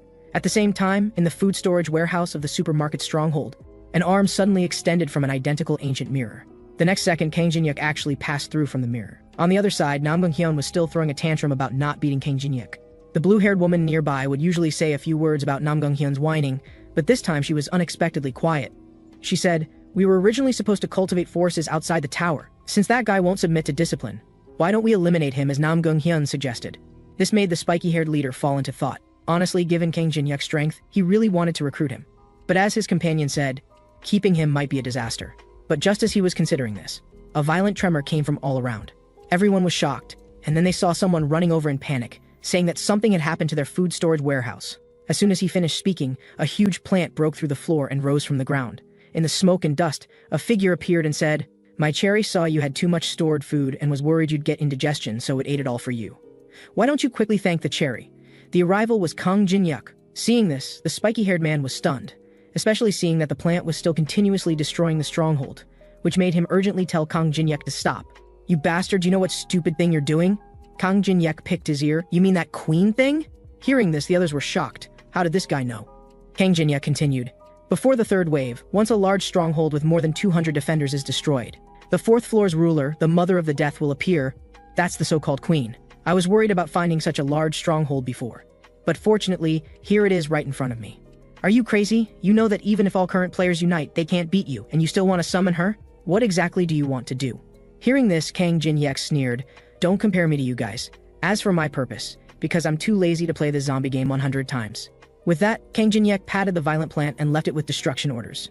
The next second, he leaped up and jumped directly out of the stronghold. "So you guys better sacrifice yourselves obediently." Seeing this, Nam Gung-hyun still wanted to chase after him. But the next second, vines shot up from the ground everywhere. System notification, large supermarket stronghold has collapsed. Suddenly, an unusual tremor quickly spread throughout the fourth floor. Chin Yusong whispered, "I feel like something bad is about to happen. System notification, special event triggered." At the same time, in the depths of the fourth floor, in the zombie headquarters, a female zombie gradually awakened. Her eyes looked forward as if seeing all the players on the fourth floor. System notification, to punish weak humans, the fourth floor's master Pandariel begins to act. At this time, Kang Jinhyuk came to a high-rise building. He didn't just want to introduce a boss to this tower defense game. He wanted to add some spice to it. What appeared in his hand was the Solar Eclipse Stone obtained from the third floor. The Solar Eclipse Stone can block sunlight and reduce all light attribute abilities by 50% in darkness, while increasing dark attribute abilities by 100%. In an instant, Kang Jinhyuk crushed the Solar Eclipse Stone. A solar eclipse like dark light began to gradually cover the sun. When the solar eclipse fully began, all zombies under the eclipse felt a power bursting within their bodies. Teresa, being of light attribute, felt quite ominous. She could feel her divine power weakening by half out of nowhere. The Solar Eclipse Stone's enhancement also affected the boss Pandariel. She was instantly furious. She was summoned because humans were weak and lost their stronghold, and now humans were unknowingly enhancing her attribute power, which was completely provoking her. System notification, the fourth floor's master is watching you. The fourth floor's master declares a targeted attack on your stronghold. Kang Jinhyuk smiled and said very good, then calmly uploaded 2 videos to the forum. The first video indicated that the boss appeared because the Triad failed to defend their stronghold, after making players disgusted with the Triad. The second video publicly announced, "I'm here to clean up the Triad's mess," earning himself a wave of popularity. Seeing the second video already climbing to the top 10 of the video rankings in a short time, Yu Younghwa and the others were indeed stunned. This was madness, but having just a few of them fight the boss seemed a bit much. Given the situation, Cheon Yusong wasn't dwelling on it. He just asked Kang Jinhyuk if he had any way to solve this huge trouble he had caused. Kang Jinhyuk's first sentence was, "Of course I have a way to solve the boss," which made Cheon Yusong breathe a sigh of relief. But the next second, Kang Jinhyuk pointed his finger. "Right at Cheon Yusong, but my plan needs your help." Suddenly, Cheon Yusong felt an ominous feeling. So not long after, Pandariel led a group of cavalry and had already arrived at Sangam World Cup Stadium. Then, with her command to execute, the zombies instantly ran toward the stadium entrance like madmen. The defensive facilities already deployed in the stadium immediately launched attacks. But even though the plant tower's firepower was strong, the enhanced zombies clearly had resistance to their attacks. Pendariel just walked forward calmly like this. Soon the plant towers were defeated, and Pendariel also reached the center of the stadium. But her gaze locked on. What appeared before her was actually an iceberg. And sealed within the iceberg was exactly the human she was supposed to execute. Before she could figure out what was happening, a crystal fell from the iceberg. Pendariel naturally took it in her hand. Time went back to not long ago. After hearing Kang Jinyuk's plan, Cheon Yuseong cursed, "You're really damned," then reluctantly transferred 100,000 gold coins to Kang Jinyuk. That's right, Cheon Yuseong's biggest role was to provide financial support for Kang Jinyuk's upcoming plan. Kang Jinyuk then used these gold coins to purchase a large number of special items, and said, "Next, all of us will become bait." Hearing that he spent money and still had to become bait, Cheon Yuseong was stunned. But Kang Jinyuk smiled. "Let me correct that. Not bait, but a killing device," saying as he held up a crystal. At this moment, what Pendariel held in her hand was exactly that lure crystal. Suddenly, dazzling light shone from the crystal. Then splendid ice prison activated, and a huge ice prison instantly covered the stadium. All the zombies inside, including Pendariel, were sealed within. But did Jiang Zhen's team solve the boss of the 4th floor so quickly?